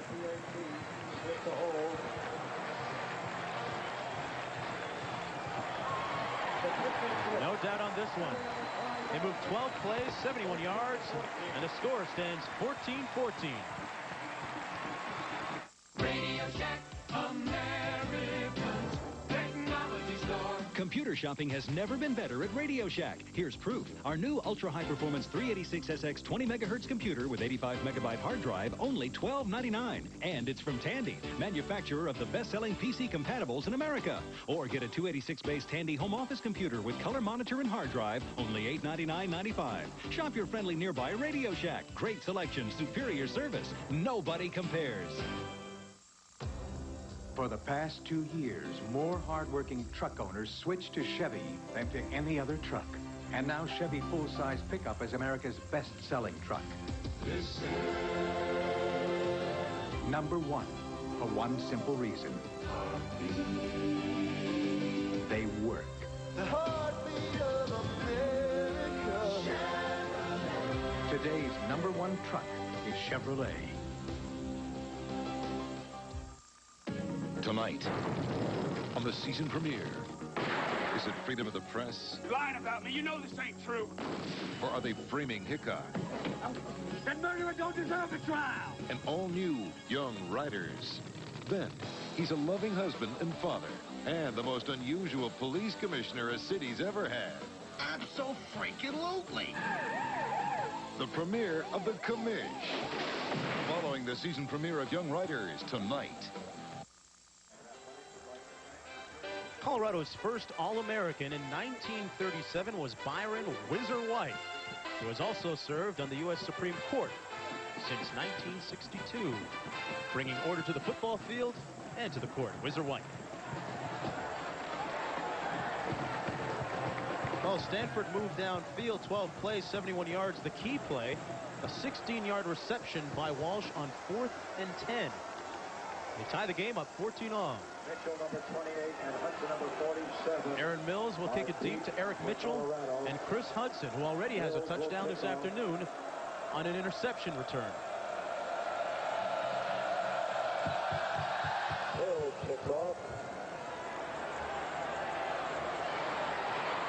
This is Hudson. Flag on the play. Hudson tackled at the 17-yard line. On Hudson.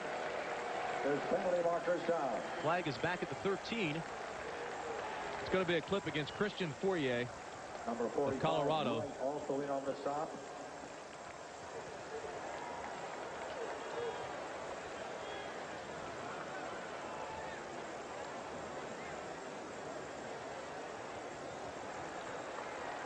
Slipping during the return. Penalty half the distance from the goal line. First down. So they'll march it back a few yards, and Colorado will start 1st and 10 on their own 8-yard line. Denny Green's offense, his defense rather, played reasonably well, maybe beyond expectations for a real patchwork job of athletes this afternoon.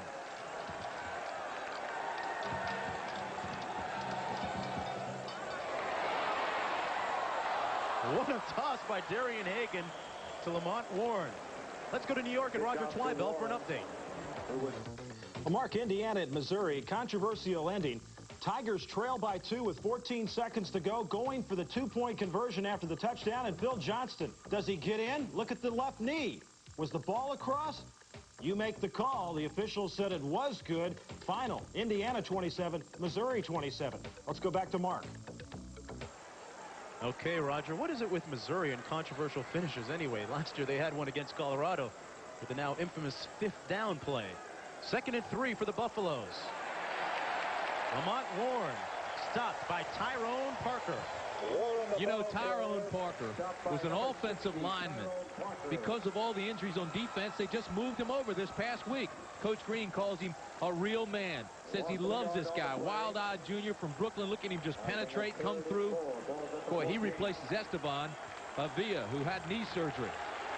And Parker is really standing up and taking the challenge today and playing well. He's got 4 tackles, including that one. 3rd down and 4. Henry in motion. Hagan throws incomplete over the middle for Sean Embry.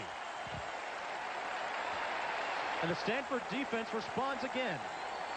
Hagan pass intended for Embry, incomplete.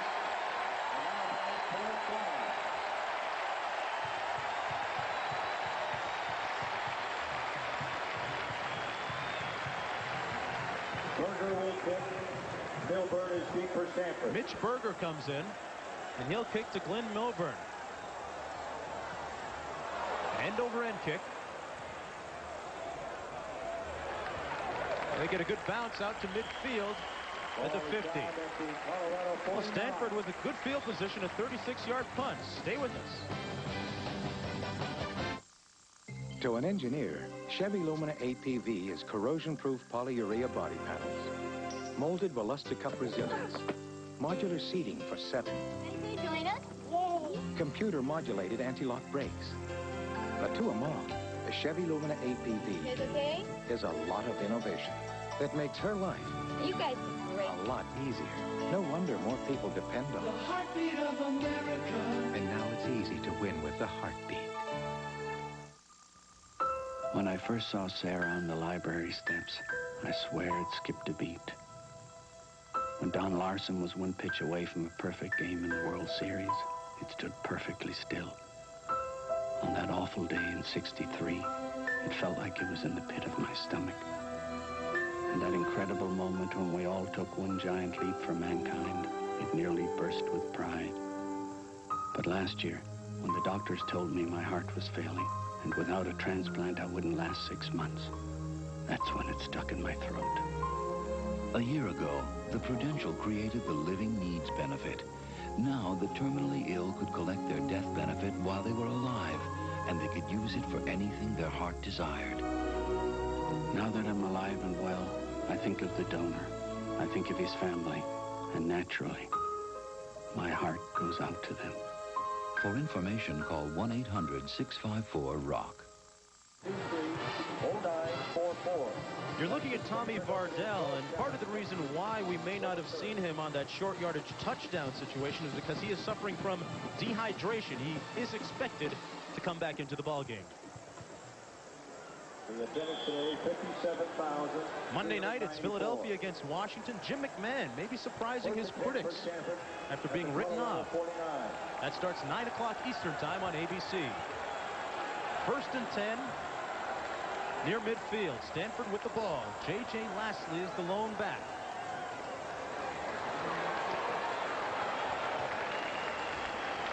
Lastly with a gain of about 4.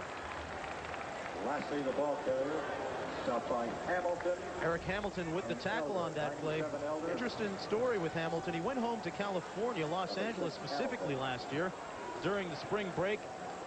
And he came out of a basketball game, was standing on the street corner, and was the victim of a drive-by shooting. The interesting point is that the bullet is still lodged deep in his rib cage. And he is able to play football. Says that the whole experience has made him a more dedicated athlete. Very fortunate to be alive. 2nd down and 7.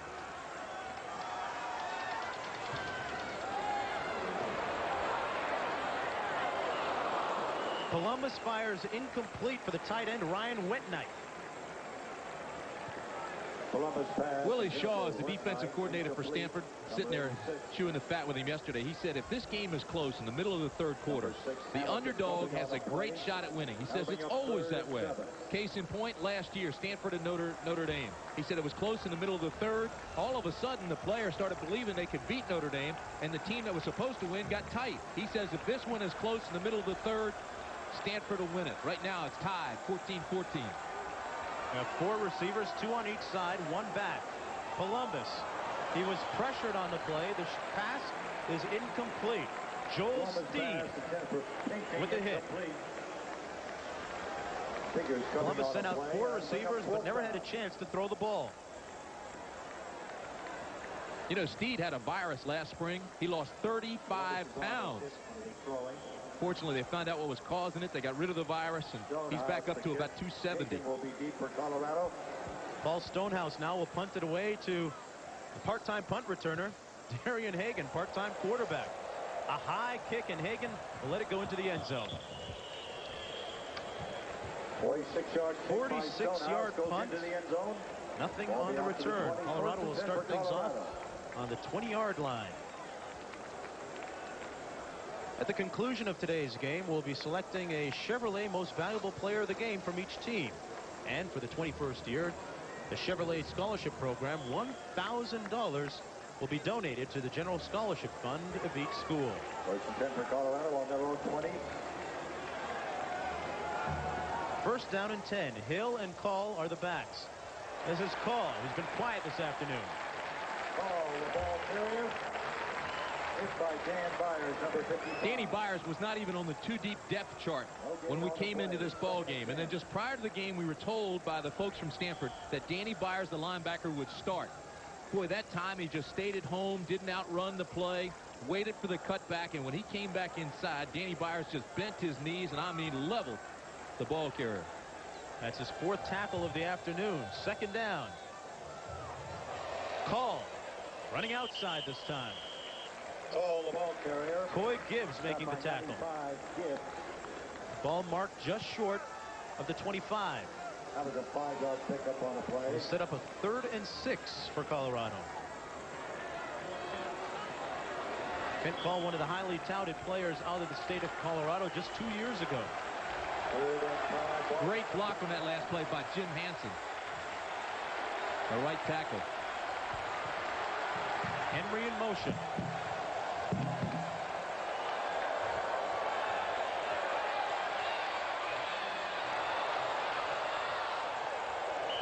That is why Darian Hagan is considered one of the most dangerous players in all of college football.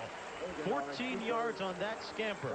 And again, it was big old 77 Jim Hansen who escorted him out there. See him at the top of your screen, right in the middle. Watch, he already extends the play. Now he'll get another block right here. He got 2 on the same play. There's a guy that likes splitting atoms as much as he does playing football. First academic All-American at Colorado since 1987. Rhodes Scholar candidate. First and 10 now for the Buffaloes. Hagan faked the toss, kept it himself for a gain of close to 1 yard. Dave Garnett with the tackle. How about this? Minnesota. But I tell you what, this is the 3rd time this week the Red Sox have not been able to take advantage. Toronto was idle, and Boston goes against Baltimore earlier this week and split a double-header. As of now, the lead stands at 4 games for the Blue Jays. Cito Gaston back, I might mention. Well, you've been talking about Hagan, and you mentioned that he had a tryout with Seattle. He was originally drafted by the Toronto Blue Jays as a shortstop. Hagan with the pitch. This is Warren. Warren lowers his head and gets out over the 45. Darian Gordon made the stop. Bad decision by number 8. See him down there at the bottom of your right, Richardson. Albert Richardson had outside containment, and when the blocker came, he went to the left, the inside of the blocker, rather than keeping everything forced back inside. 6 yards. Once he got outside, he picked up the 6. It's 3rd and 4, 2:04 to go in the 3rd quarter. The game is tied 14-14.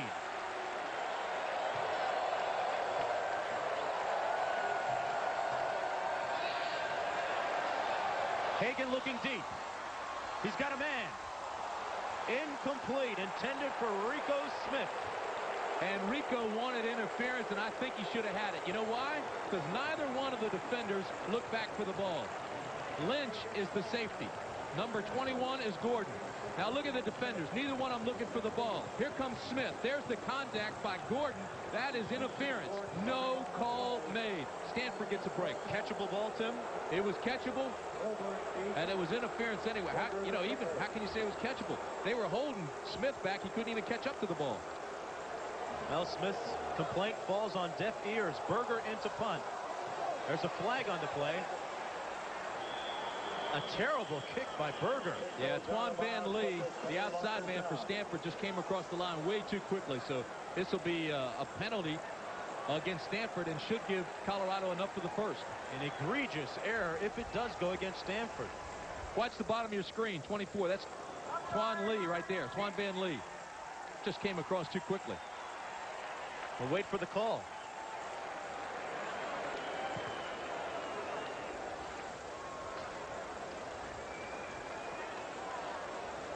Hey, they're taking a long time to make this call. They've got to make sure. Offside.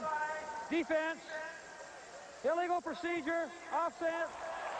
Penalties. Offset. Oh, what a break for Stanford. What a break. You know, when it took that long for them to make the call, you know something was up. You know there was maybe an infraction on the other side. There was. They're offsetting. Watch the center of your screen. That's Leuenberg. See his shoulders, see his hips. Hey, a little feint there. Gave him a little fake. So it was against Leuenberg. That was a 27-yard punt, so Colorado gets an opportunity to kick it again. You talked earlier about that center, Leuenberg, how good he is. You know, his dad played here at Stanford. One that got away. Berger with a better kick this time, straight to Milburn at the 16. Nowhere to go, though. A 38-yard punt by Berger, 4 yards on the return. Ronnie Bradford made the tackle on him. Walking to the stadium this morning, if I had said with 1:42 remaining in the third quarter as we get ready to go into the fourth, the game would be tied 14-14, I know you would have looked at me and said I was crazy. You're right. I don't think anybody expected this. Well, Denny Green said he needed 28 points to win this ball game. May not get 28, but regardless, they're in it. I'm starting to believe Willie Shaw's theory now. If you're with the heavy favorite as the game gets later and later, it's the favorite that starts to get tight. It's 1st and 10.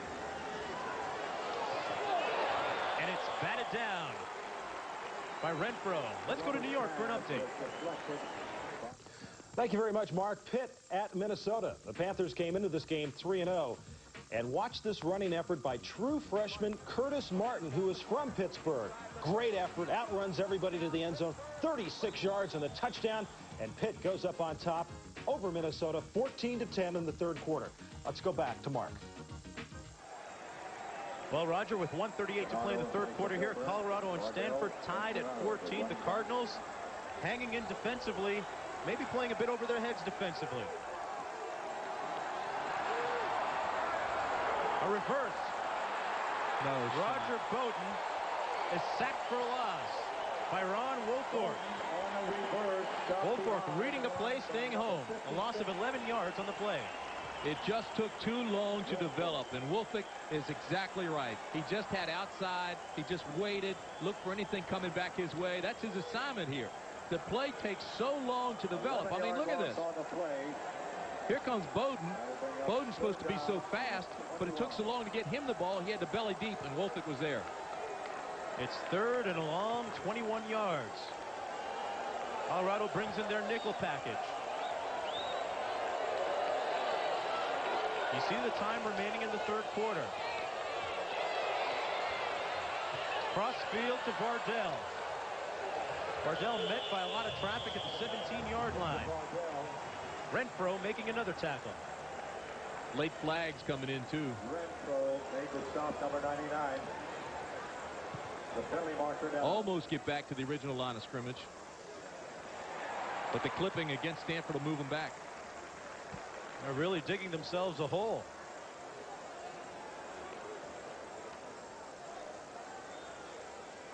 Offense. Penalty is declined. 4th down. Well, Denny Green's had a tough go of it. Here he is in his 3rd year, 8-16, trying to turn the corner. He succeeded Jack Elway. He's trying to get this program in motion. Depth being the key there. Finished so strongly last year with 3 straight wins over bowl teams. Paul Stonehouse kicking to Darian Hagan back deep. Hagan yet to return one for a touchdown this year, but he's come close.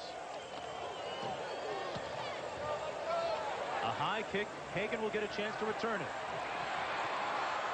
Sidesteps a couple of tacklers and tripped up at the 50. He lands at the 49. A 41-yard punt and a 7-yard return. John Lynch, a backup strong safety, making the tackle.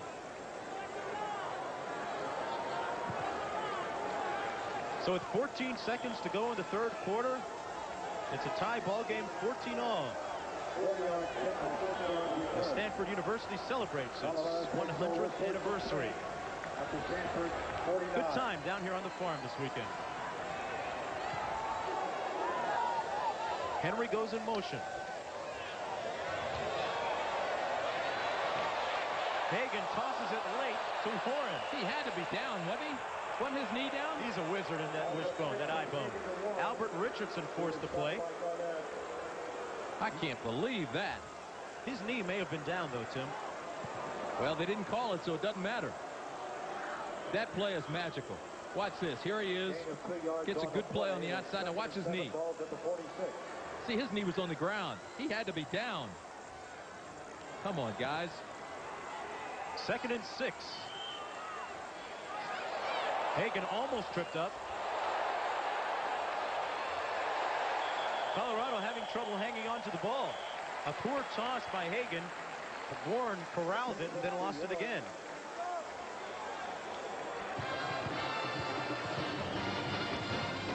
We'll return with more action after this.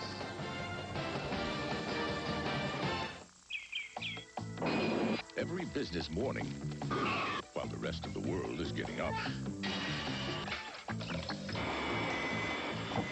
UPS is guaranteeing overnight delivery before 10:30 for far less than other companies charge. And every business morning, more people are waking up to that fact. Good morning. Good morning. Of all the trucks in its class, only Chevy 4-door S10 Blazer gives you 4-wheel anti-lock brakes, standard, which helps you steer through a curve while braking. Without it, you don't have as much control. And why should that be important to you? Because in the real world, safety doesn't have to be an option. Chevy S10 Blazer. The heartbeat of America. Today's truck is Chevrolet.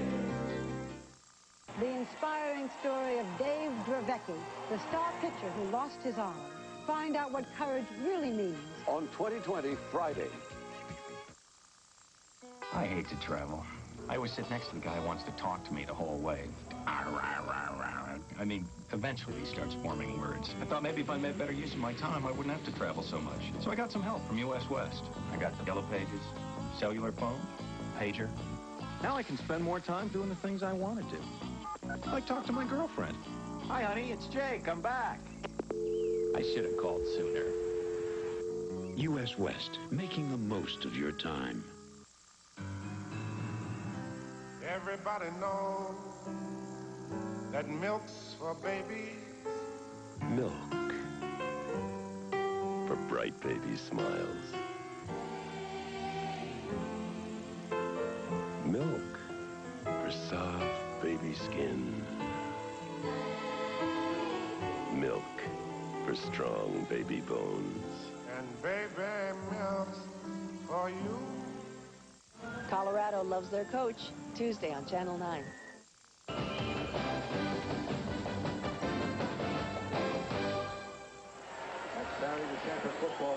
Welcome back, everyone, at Stanford, California. I'm joined now by former Secretary of State George Shultz and Canadian Prime Minister Brian Mulroney. Mr. Mulroney, we'll start with you. What brings you to Stanford? I'm here for the 100th anniversary of the Stanford Convocation tomorrow, and I've accepted an invitation from my old friend Secretary Shultz to come to the game this afternoon. I'm enjoying it a great deal. And Mr. Shultz, the keynote speaker tomorrow. What do you think of the old alma mater so far? Great. We've outplayed Colorado. Should be ahead 14-7 or maybe 17-7. We gave one touchdown away and missed an easy field goal, but we've been playing well. Now back down to the field. Hagan scrambling. Incomplete for Henry.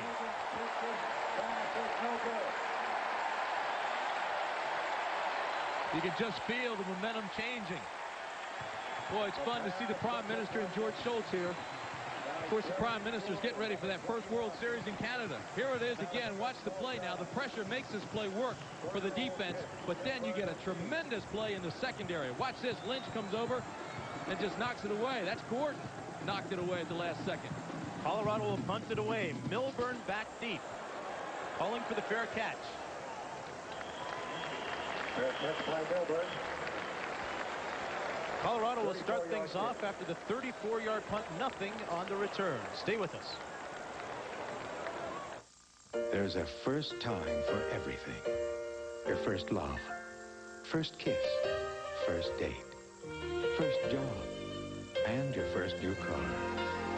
For more people, that first new car is Chevy Cavalier. A simple, solid value that'll get you through the changes until the next first time. The cars more people depend on.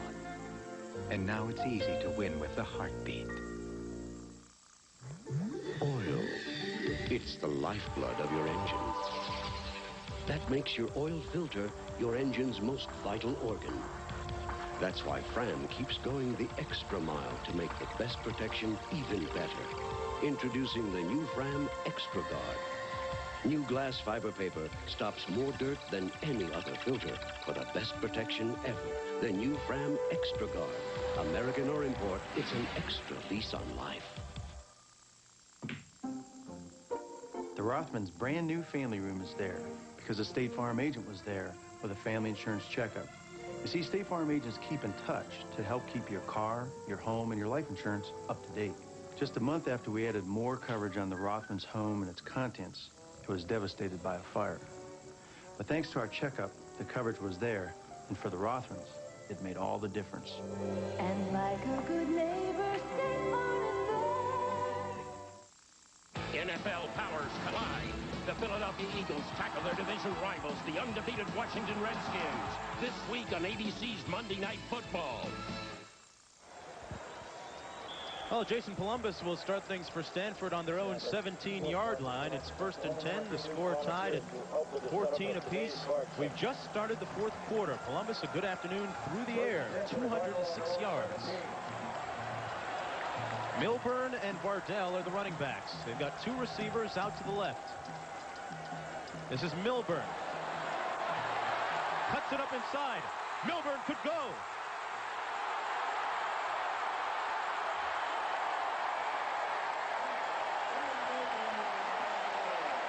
Lynn Milburn goes 55 yards before he's pushed out of bounds by Ronnie Bradford, exploding in the face of Colorado. Picked his hole left side following Whitfield and Cassidy. They stuck with their blocks. Now he throws it into another gear right here and outruns the linebacker. That is a special gift that only very few running backs have, where they can just take it another level and accelerate like that. 55-yard run by Bradford almost got a late hit out of bounds. You see him throw that right arm? Pretty impressive stat. 7 carries, 97 yards. And it brings the crowd to its feet. 1st and 10. Vardell inside the 25 down to the 24-yard line. When's the last time you saw a running back average almost 14 yards a carry in a game? And look what happens to Stanford with and without Milburn in the lineup. Well, he's in the lineup, but when he goes over 100 yards, they don't lose very often when he gets that. Lynn Milburn has been used very judiciously by head coach Denny Green this afternoon. Said that Milburn was only at about 85%. Vardell takes it down inside the 20-yard line. All right, now look at these, and I want you to immediately go down to the passing yards. For Stanford, 206 passing yards, 87 for Colorado, and thus far that's been the difference. But what that has done is open the running game, so the few times that, say, for instance, Milburn's carried it, 7 carries, it's wide open for him. Anytime you can have success passing, it's going to loosen things up for the run. 3rd down, 2 yards to go. The ball on the 20. They run it again to their man, Vardell. Touchdown, Stanford.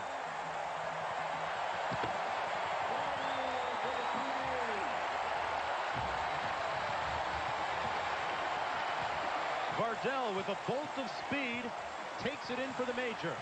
Boy, I'm starting to like the Willie Shaw theory. Great cut outside by Touchdown Tommy, and he takes it and watch him lunge for the pylon. He knows he's got a shot at the touchdown, goes for the pylon, and gets in. Usually a short yardage guy, but this time he took it 20 yards for the score. We told you the coaches wanted to get him out of that short yardage syndrome and start using him more in the open field. He's proven that he's got that kind of ability.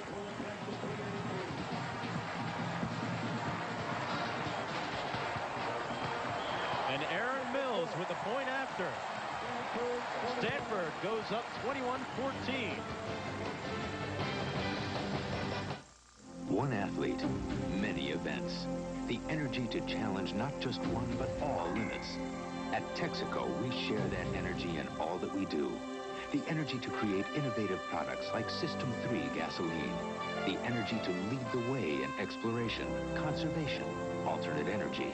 The energy to go as far as we can, and then go even further.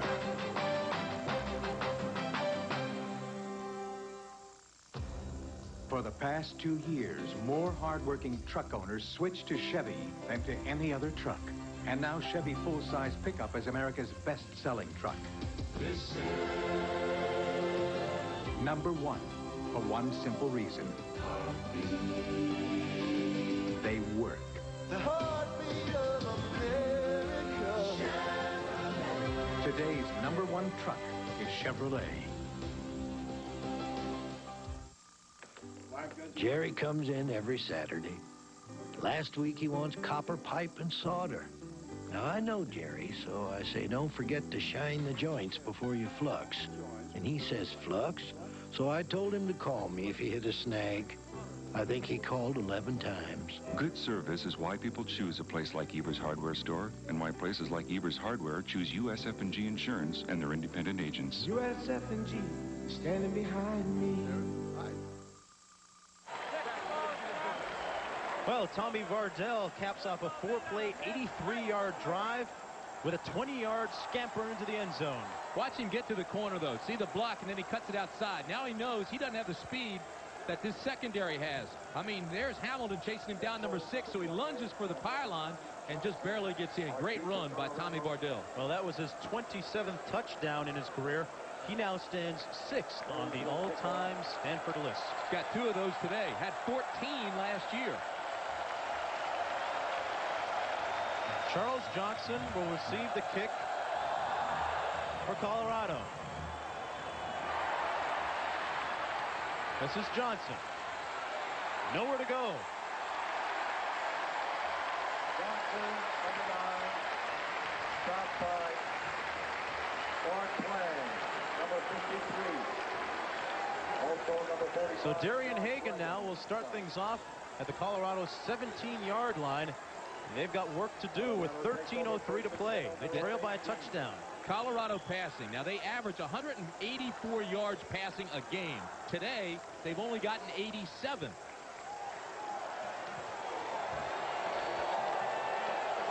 Henry goes in motion. They fumble the snap. Hagan made the recovery for Colorado. Wonder how much of that is due to Leuenberg. You know, he broke his hand Tuesday. We said he's snapping left-handed, and he's doing that for the first time ever. Darian Hagan can throw the ball with both hands, so he says, hey, just snap it left-handed. So he's trying that today with the cast on his right hand, and we've seen 2 bad exchanges today.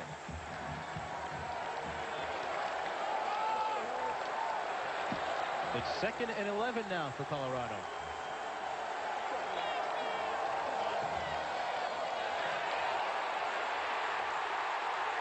Hagan sacked back at the 4.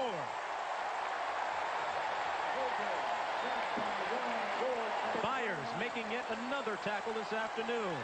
Ron George was there to assist him. Yeah, but he got support for another guy that we've been talking about a lot today. Number Parker, number 60. Look at him making the pressure. He's already forcing Hagan out of there, and then the outside guys clean up. George and Byers, but Parker is the guy. He was an offensive player until just this past week, and Hagan is shaken up. And he is favoring his right knee, his left knee, pardon me. Don't forget, he had knee surgery January 2nd, torn tendon, hurt it in the Orange Bowl in the first half against Notre Dame. They didn't think he would be back this quickly, but he had a quick rehab. We hope that's not the same knee or that's the problem here, but you hate to see that. He's such a talented player. We'll try and get Martin with a report on Hagan's injury. That sack, by the way, was Stanford's first sack of the season. Don't be fooled, though. Vance Joseph can play. Joseph hands it off to Lamont Warren, and this Stanford defense is fired up. Well, it's going to fall on his shoulders now, Vance Joseph. He's a 5'10 sophomore. He does play some. He played in the Orange Bowl. His brother Mickey's the quarterback in Nebraska. He is a talent, but he's not a Darian Hagan. Well, Glenn Milburn is back to get the kickoff from Mitch Berger. Milburn had a 55-yard run just moments ago to set up the score. This is a high kick. Milburn calls for the fair catch at the 47-yard line. Stanford leads it by a touchdown. Getting to know you. I drove literally every car in the same class. It boiled down to I wanted a Geostorm. Guys like a girl that knows how to drive a stick. There's 140 horses in here. Can you... Hello? Horses. The cockpit's laid out like a jet. You don't have to be a race car driver to drive a Storm, but you sure feel like one. Getting to know you. If this car had wings, it would fly. Now's the time to get to know Geostorm, right around the corner at your Chevrolet Geo dealers. I used to have dandruff, so I tried Head & Shoulders. Then I tried Selsun Blue. Blue is better. Selsun Blue relieves dandruff flaking better than Head & Shoulders, and doctors recommend it more than Head & Shoulders, Denorex, and Tegrin. Blue is better. Selsun Blue. This is not what you want in a shave. Now you've got the edge. With 6 rich lubricants. For less irritation. You've got the edge. I don't want gimmicks. I want just some company I can count on. You know, we're going to see this dramatic drop in our phone bill, and we didn't. And it was just like a hassle figuring out both bills, both sets, and so we just said, hey, you know, we just scrapped it. The service wasn't there. So I went to AT&T and stayed with AT&T. And I've been happy with them ever since, and it's just been great. Get back the service and value you deserve. Come back to AT&T now for free. Stanford's all-time leading passer is John Elway, who displayed the raw talent and scrambling ability that would later help the Broncos reach the Super Bowl 3 times. He's as elusive now as he was then. John Elway, Stanford University. And there's a look at Darian Hagan, who was injured just moments ago. That, Mark, has become a huge story here. He felt the pop. He's in a lot of pain. And it's 1st and 10, Stanford on the 47. Vardell makes it out close to the 45. Greg Biekert on the tackle. Now let's go downstairs for an update on that injury. Yeah, Tim, I just talked to Darren just a second ago. He said he felt it pop. He's in a lot of pain right now. He wants to go back in, but he says they're holding him out. So he's not going to be back in the game. They're putting some ice on it right now. He's in a lot of pain right now, but he says he felt it pop on that tackle back down near the end zone. All right, the next thing we have to find out if it's that same injury, because if it is, that is really, really serious. Not only in this game, but nationwide, that's a huge story. Vance Joseph takes over. This is Glenn Milburn. Out to the 42-yard of Colorado. Greg Biekert making the tackle. Tim, if you're Denny Green, what do you do right now in terms of your offensive strategy? You're leading by 7, 10 minutes to go. Do not change a thing, Mark. You continue to do what really has been going well for you here in the second half. You don't sit on it and get conservative. You keep the same attack going. It's 3rd and 5. Stanford has been running the ball very well this afternoon. 80 yards above their average to date this season. And Jason Columbus calls timeout. Mark, the word from the sideline is that when Darian felt it pop, it is not in the same spot of the tendon that he tore in the Orange Bowl. So it is a different injury. That would be very unfortunate for both Hagan and the Buffaloes if he is unable to continue, and if that injury is serious. Of course, we don't want to speculate, but Hagan spent a long time with arduous rehabilitation on that knee. He did not go home to Los Angeles this summer. He stayed in Colorado and worked on it. Actually, worked at Pasta J's restaurant, bussing tables. Did you see that baseball score? Major swing. Atlanta wins again, and the Dodgers are losing. So the Braves could pick up some ground in the West. But look at this. Boston loses another opportunity against Toronto.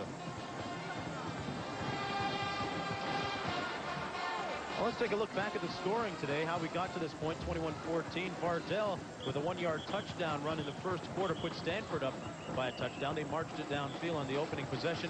Colorado tied it up on a 40-yard touchdown interception. Michael Westbrook with a catch made it 14-7 for the Buffaloes. Then J.J. Lastly punched it over from 1 yard out to tie it up. And Tommy Vardell showing some speed, scoring from 20 yards out. All right, with Stanford leading by 7, 10 minutes remaining in the ball game, and Hagan out, you've got to start seriously thinking about a major upset here. Stanford comes out of the timeout. Columbus barking out the signals.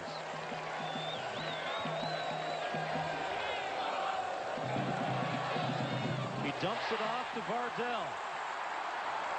Vardell gets inside the 25 down to the 23-yard line before Greg Beaker tripped him up. Tommy Vardell with an 18-yard reception. This is what experience does for you. 3-year starter. Columbus stepped up in the pocket, didn't worry about the rush, found his Iceman, his secondary receiver, which was Vardell in the flat. Boy, he almost, and I mean almost, outran Beaker. I've really been impressed by Vardell's speed in the open field this afternoon. He had a 75-yard touchdown called back last week. Once he gets out there, he can move. He's caught 4 passes for 94 yards this afternoon. 1st and 10, Stanford. There he is again. Lowering his head inside the 20 down to the 17. Ron Woolfork wrapped him up. He's going to need a breather in a minute. He was dehydrated earlier, had to go out of the game for a while they replenished the fluids, and he caught his breath. And we see Darian Hagan on the sidelines trying to move around, testing out that injury that he suffered moments ago to his left knee. Well, let's hope this. Let's hope when he heard the pop, it scared him more than the injury itself, that it's not as serious as they once believed. That's a good point.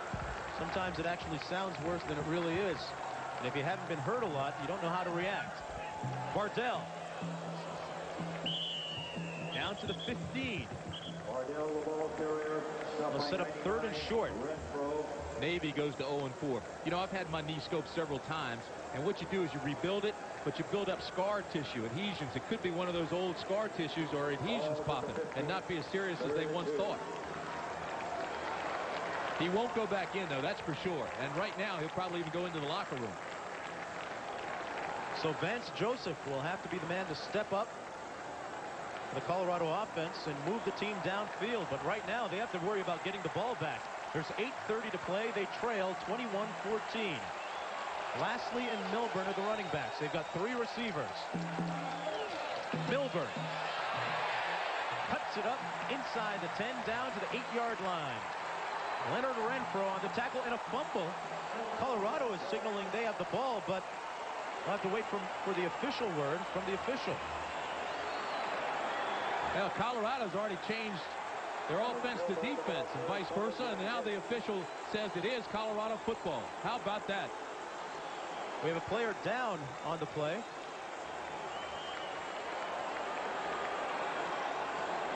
Greg Biker wincing in pain. Covered by number 27, Craig Thomas. There you see the fumble. It came loose when he hit the ground. Yeah, you cannot tell from this angle whether the ground caused the fumble, because if that's the case, it shouldn't be a turnover. Well, it's prime time now for Vance Joseph. He's the new quarterback. Loaded backfield for Colorado. A handoff to Warren, and he coughs it up. Stanford recovers the ball.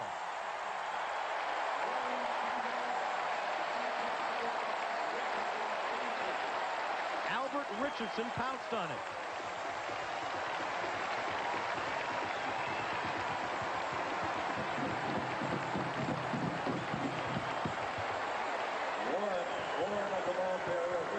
You wonder if the defense will change its gears. They were so geared up to stop Hagan, and now Joseph comes in.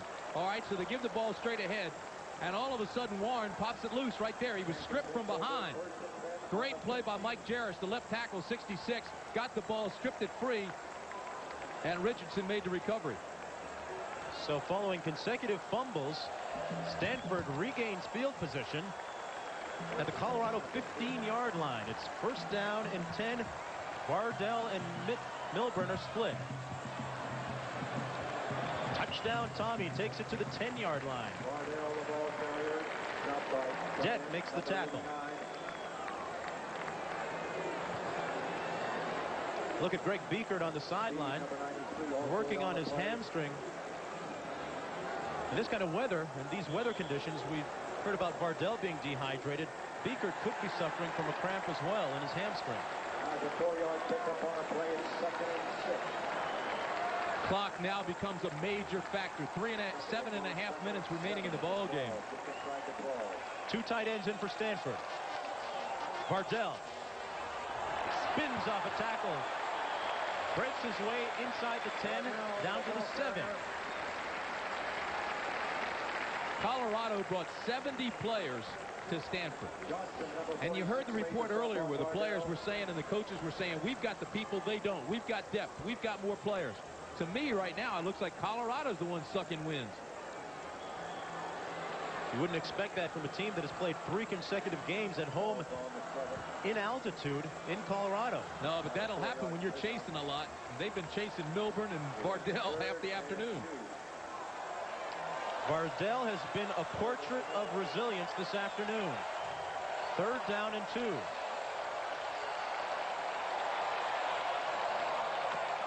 Who else? Who else?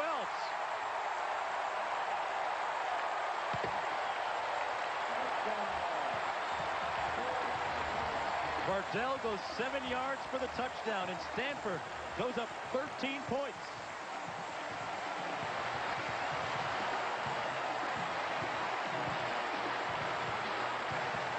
Why do they call him Touchdown Tommy? He had 14 touchdowns last year. Came into this game with 3. He's got 3 more today. Great trap blocking upstairs. Kavanaugh shuts off the linebacker. And here comes Touchdown Tommy Vardell.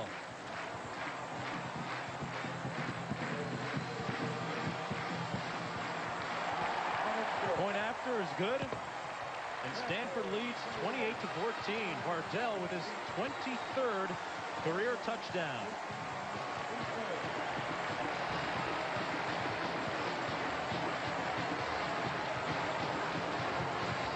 Oh, we've got a great schedule of college football here on ABC. Join us next Saturday when ABC's college football brings you the country's top teams in regional action. Michigan coming off a loss to Florida State. Got California, UCLA, Wyoming Air Force, which is the game we will be at. Air Force was losing to BYU big earlier. That would be BYU's first win, wouldn't it? It sure would be. Ty Detmer has been jinxed since winning that Heisman Trophy. There's Wyoming, how they did today against UTEP. Well, what a way for Stanford to celebrate their 100th anniversary. School just began this week. Classes commencing, and what better to come and watch a football game where the home team wins. Denny Green said he wanted to hold on to the ball, control it. How about this? Time of possession in favor of Stanford by about 13 minutes.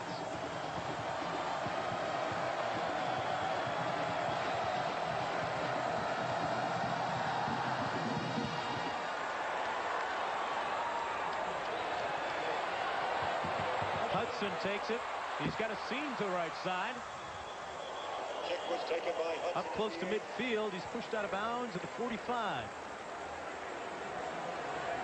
Vance Joseph has 6 minutes and 30 seconds remaining to rally his team that trails by 2 touchdowns. That's a familiar number, isn't it? That number 1 in Boulder. Joseph used to wear number 16, but when Eric Bieniemy, the great one, finished playing last year, Joseph grabbed his number 1. He says, I want to take this number and I want to make it proud. Keep that tradition going. He's got an opportunity now, but time's running short.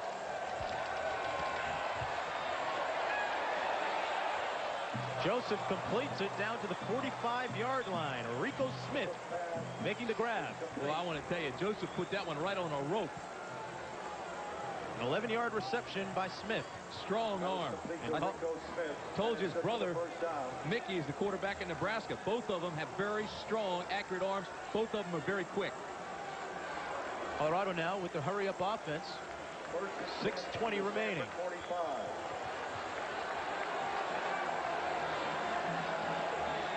Henry is out wide to the right.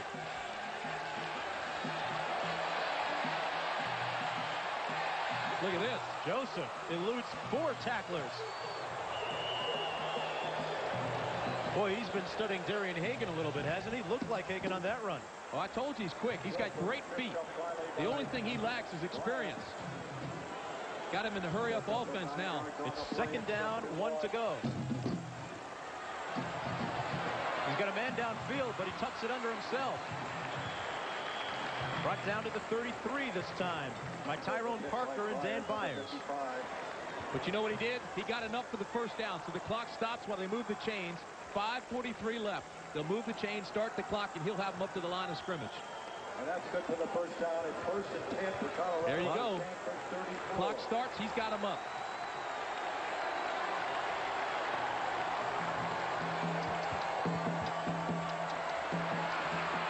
Good coverage in the secondary. And Joseph tucks it under again, goes down to the 28-yard line. But Ron George was just leveled by one of the Colorado offensive linemen. Yeah, and Aaron Rembus is a little bit shaken up. But here we ought to talk about Tyrone Parker. There's Rembus shaken up on the play. Parker has made the switch from offensive line to defensive line today, and he has really, really played well. But that last one showed his inexperience on defense. He came in, had the pressure, had good inside-out leverage on Joseph, but then when Joseph pumped, he left his feet. Parker jumped up in the air. You cannot do that. Joseph very wisely just pulled it down and ran around him like he was a stiff. I'd make a bet that Parker would see a little action next time out on defense. No question about it, but he's got to learn not to leave his feet. He's got 5 tackles this afternoon. Impressive performance. 2nd and 5 as Aaron Rembus is still being helped off the field. They can ill afford to suffer another injury to one of their defensive players. Absolutely. You know, Jason Fisk didn't play today because he's got a bruised shoulder. Rembus started. Parker was in the middle. Really thin defensively. 2nd down. Joseph to pass. Nobody in the area. He underthrew Mark Henry. Vaughn Bryant providing the coverage in the secondary. There's 5:04 to play. Ron George, number 29 for Stanford. I mean, he gets rolled up by 4 guys on the right of your screen. See him down there? 3 guys hit him. Joseph didn't realize he had that hole outside because George was down. Rushed his throw through poorly. I mean, George took a good old-fashioned licking that time. The second one this series. 3rd down, 5 to go. All day to throw. And it's short of Henry. Sean Embry was the intended receiver. By Lynch, number 17. Well, Fourth you're going to down, have now to you gotta go for it. Absolutely, because now you're under 5 minutes to play. All right, and you're trailing 28-14. It's the only decision to make. Colorado this afternoon, 1 for 4 on their 3rd down conversions. I'll tell you this, if they don't get this first, this game's over. This one the most critical of the afternoon.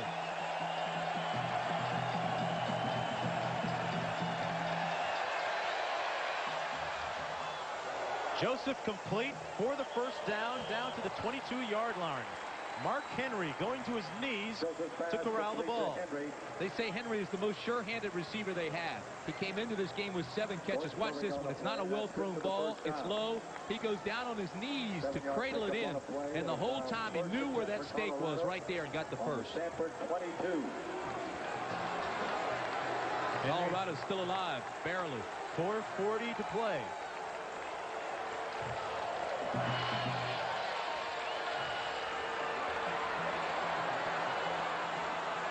Joseph into the end zone, out of bounds.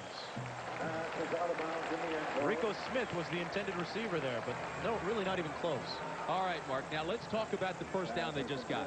Colorado now, because of that first, does not have to rush things. 4:29 remaining. That's plenty of time now that they got the first. They have all their timeouts remaining. They're in scoring position. They get this touchdown, then they only trail by a touchdown with 4 minutes left in the ball game. That's plenty of time, so they cannot panic here. Unlike previous years, Colorado team's now very efficient at passing. 2nd and 10. In the end zone, incomplete for Henry again. Vaughn Bryant was right on top of him. Well, Vaughn Bryant got away with one there. See, he didn't know the ball was coming. That was almost a touchdown. Turned his head at the very last second, and with his body blocked out the receiver. Watch this now. Vaughn Bryant, number 4, finally looks back right here just in time to tip it away. It was intended for Henry again. Henry had him beaten. That sets up a 3rd and 10. The ball at the 22. 4:22 to play.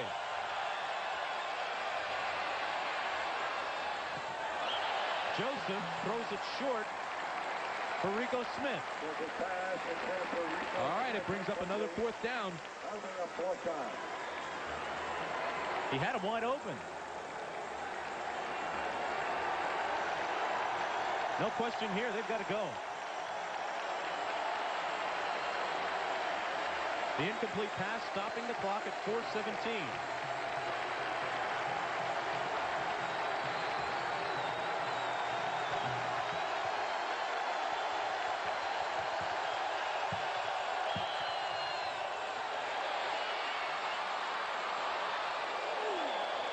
A big pass and catch by Michael Westbrook. He was leveled by Sayon Albert, but he got the 1st down. 12 yards. Great hit by Albert, but this is a fantastic run by Westbrook. And I want you to watch the block he gets after he catches. Look, bang, right there. Just knock him out of the way. Great block by Dolan Johnson. And then here comes Albert. Boy, that's the way you do it. You just tuck your tail, put your head right under his chin, and put him on his back.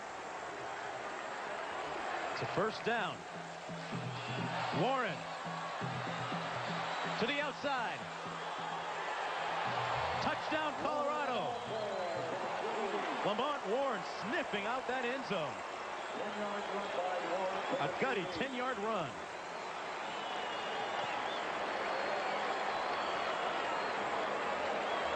They're expecting the pass. They run the draw. The linebacker Gibbs misses the tackle. Then here comes number 4, Bryant. He can't hold on to him, and a great lunge forward for the touchdown.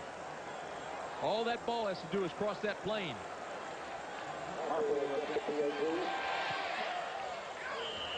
So Jim Harper makes good on the conversion. It stands 28-21. And Colorado is still very much alive now. Only down by 7. All their timeouts left, and still 3:47 left in the game. Great drive by Vance Joseph. Utilized that clock masterfully. That drive was 12 plays for 56 yards. It took only 250 to move them down the field. But, Tim, that said a lot about the character of this Colorado team. They didn't fold up when their leader, Hagan, went out of the ball game. No, that's because that guy right there stepped up. Number 1, Joseph. Keep in mind, that drive was successful because he converted 2 4th and longs. Don't forget to check the back of your game ticket for a special offering from Burger King and Kentucky Fried Chicken. Well, Vance Joseph was the number 1 quarterback in spring drills for a while before Hagan came back from his knee injury. Yeah, but he'd only thrown 10 passes coming into this ball game. So he didn't really have much experience. He is a sophomore. He's only been sacked 1 time. You're not going to get to him very often. And right now on that drive alone, he was 3 for 830 yards, but 2 of them were for big 1st downs.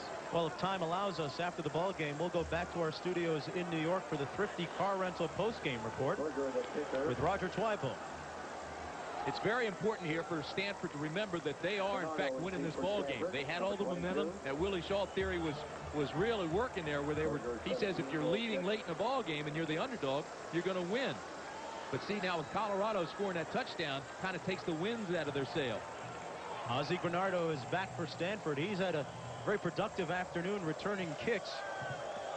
Mitch Berger will kick it off from the 35. A low driving kick that goes into the end zone. Colorado will start at the 20-yard line. Stanford on their own 20. Pardon me, Stanford will start things at the 20-yard line. All right, the offense and Joseph did their job. Now it's up to the Colorado defense to step up and stop Stanford. I mean, the Cardinal this afternoon, 447 yards. CU's defense has not been there. That guy right there said it'll take 27 points to win this game. Right now, he's got 28. Milburn and Vardell are the running backs.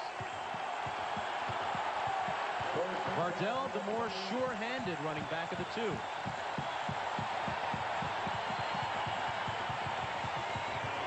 And that's who it goes to. Vardell up over the 28-yard line before Chad Brown corralled him. Hey, what if? Now, I know that old adage, if and buts, if they were candy and nuts, what a party we'd have. But what if Stanford had hit the 3 field goals they missed? This would definitely be out of reach. Nonetheless, they lead by just a touchdown right now. Clock winding down. 3:15 to play. 2nd and 2.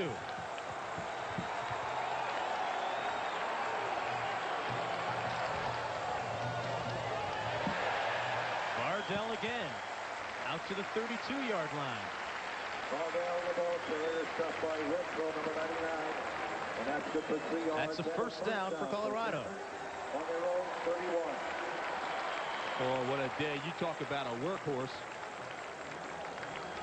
Tommy Vardell, 95 yards. He's also caught the ball well, too. He's caught the ball 4 times for 94 yards. 1st and 10.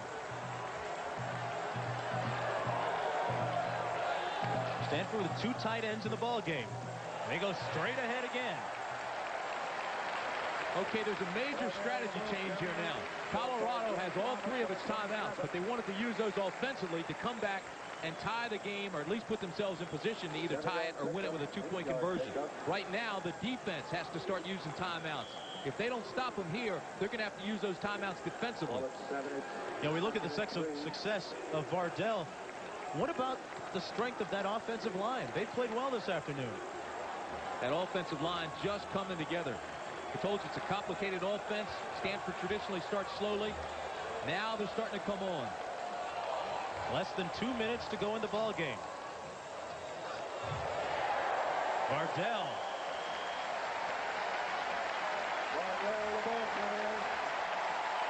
Smashing his way up the middle. I'll tell you this, Notre Dame better strap it on. They're the next opponent in here for Stanford. 1 minute, 50 and ticking. Vardell has 24 carries for 106 yards. Both Stanford running backs this afternoon have carried the ball for over 100 yards. A lot of the credit going to the offensive line.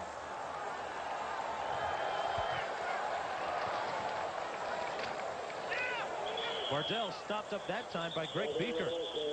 Met him for no gain on the play. You know, here it is. The game's getting away from Colorado. Actually, Stanford now is in complete control as long as they keep this running game going. But Beaker's the All-American, had 21 tackles against Baylor, leads the Big 8 in tackles, steps up and just makes the hit. Timeout Colorado. They'll have 2 left right after this with 1:22 left. Some people think he's a Superman. But when a 44-year-old has to throw 75 fastballs, even Nolan Ryan's muscles can ache.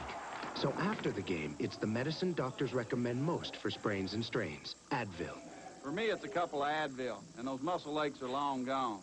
And Advil's gentler on my stomach than aspirin. Today, it isn't aspirin or Tylenol acetaminophen. It's Advil. I feel ready to go another 9 innings. Advil, tablets and caplets, advanced medicine for pain. Of all the trucks in its class, only Chevy 4-door S10 Blazer gives you 4-wheel anti-lock brakes, standard, which helps you steer through a curve while braking. Without it, you don't have as much control. And why should that be important to you? Because in the real world, safety doesn't have to be an option. Chevy S10 Blazer. The heartbeat of America. Today's truck is Chevrolet. Well, Bill McCartney brought his young football team here to Stanford for their first road game of the season. They've made some mistakes that have cost them, but the thing that has cost them the most is the injury to quarterback Darian Hagan. He suffered a knee injury midway through the 4th quarter and has not returned since. He is through for the afternoon. I hope that's all that he's through for.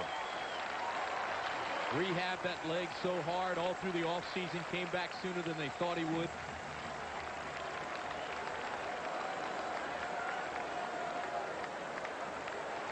Look at the amount of rushing yardage piled up by Stanford this afternoon. Lynn Milburn with 107 of those yards and Tommy Vardell with 106. Second and 10, ball from the 42. He'll be taking the offensive line out to dinner after this one. Second and 10. Vardell. And Colorado's defense burns a timeout. John Knudsen on the tackle. That'll leave one timeout remaining. There's a minute 17 to play. Fourth quarter. We'll be back for the finish in just a minute. What's new tonight? I love you. More than you can imagine. What did you say? What did you hear? With the season premiere of Who's the Boss on its new night, then... The Seavers would like to extend to you a formal invitation. That's right. We're moving to Saturday night. Is that why we're dressed up in these monkey suits? Yeah, I can barely breathe in this thing. You're supposed to take this out, bonehead. Growing Pains, Saturdays on ABC, right after Who's the Boss. But come as you are. Tonight, on the season premiere, is it freedom of the press? You're lying about me. You know this ain't true. Or are they framing Hickok? That murderer don't deserve a trial. And all-new Young Riders. Then, he's a loving husband and father, and the most unusual police commissioner a city's ever had. Abso-freaking-lutely. The premiere of The Commish. Following the season premiere of Young Riders tonight. Well, Denny Green has to be pleased with the performance of his team this afternoon. He said that he felt they should be 1-1 coming into this game. They lost in a late rally in Arizona, while Coach Bill McCartney and his team will have to recoup and consider the loss of quarterback Darian Hagan.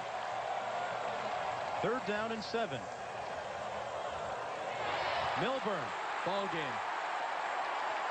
They convert on the 3rd down, and there's a flag on the play, a late flag. Eric Hamilton made the tackle. This is a 3rd down play. If Colorado stops them, they would still have at least 40 seconds by getting the ball back. But here's the late hit out of bounds by Eric Hamilton, the strong safety.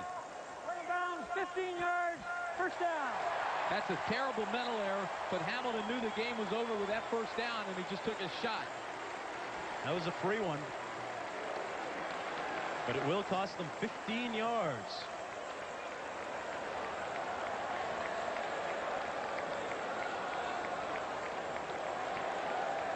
Colorado with 1 timeout remaining, but they may not have to use it. May not matter.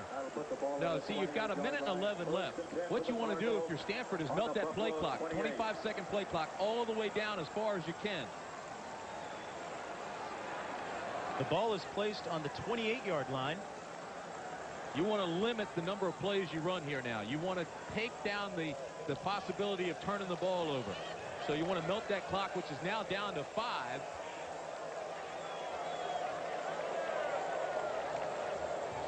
And Vardell gets the handoff again. Inside the 25, down to the 23, where Chad Brown wraps him up. You know, Stanford's schedule has never been an easy one, and this year is no exception. No, okay, Notre Dame wins today big, 45-20 over Purdue. Now they come out here, and I tell you, they better strap it on because this is a big, solid club that played well today. Let's not forget that the Cardinals have already played Washington in their first game of the season. Well, they ended the season strongly last year. After beating Notre Dame, they finished with 3 straight wins. Colorado has a rematch with Missouri, a game in which turned out to be very controversial, to say the least, last year. They go to Oklahoma for a showdown in Norman. Missouri had one today that was controversial. Ended up with, what, a tie.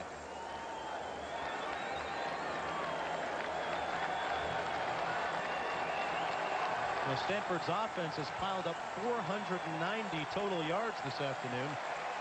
Well, we said at the top of the telecast, Milburn and Vardell have to be the best 1-2 punch in the country. The problem is they haven't been able to get people behind them. They lack depth. But you won't find two better ones in the same backfield.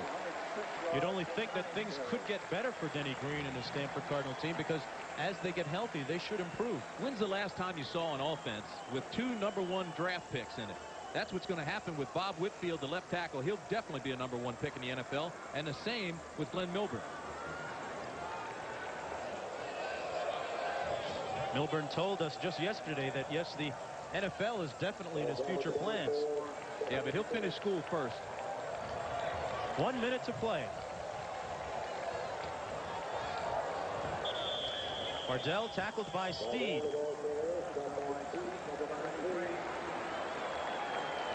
Well, it's going to be a long ride back to Boulder, Colorado this evening. Major upset. Colorado came in heavily favored.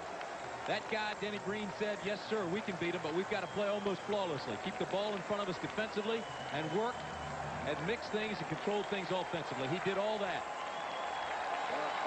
And the crowd shows its appreciation.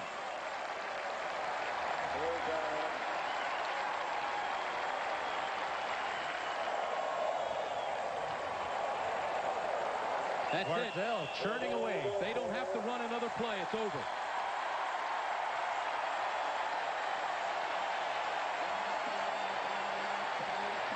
So with their first game of their 100th year celebration of their anniversary, the Stanford Cardinal will win this one by a score of 28-21. The Chevrolet most valuable players of the game are Lamont Warren from Colorado, the running back, and Tommy Vardell from Stanford. Chevrolet will donate $1,000 to each school's general scholarship fund to reward outstanding students for their academic achievements and to assist those in financial needs. Warren and Vardell are Chevrolet MVPs. Well, he said they needed 27 points to win. They got 28, and they upset Colorado. This guy's a prophet. There's another huge story right there. You've got to feel for Darian Hagan. Oh, he went through an arduous rehabilitation, only to have an injury again to the same knee, in fact. We'll try and get an update on Hagan's injury. We'll go to Roger Twybill in New York and come back. Roger? Well, thanks very much. An exciting finish in the Georgia Tech-Clemson game. Sisson with a field goal opportunity from 44 yards to give Tech the victory. But it goes wide to the right, and Clemson comes away with the victory 9-7. They move their record to 3-0 on the season.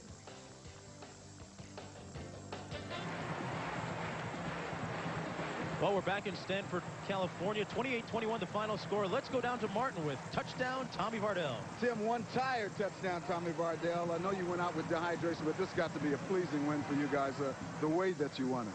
Oh, it's great. You know, I don't understand why we knock off these big teams and then we lose to the lesser teams.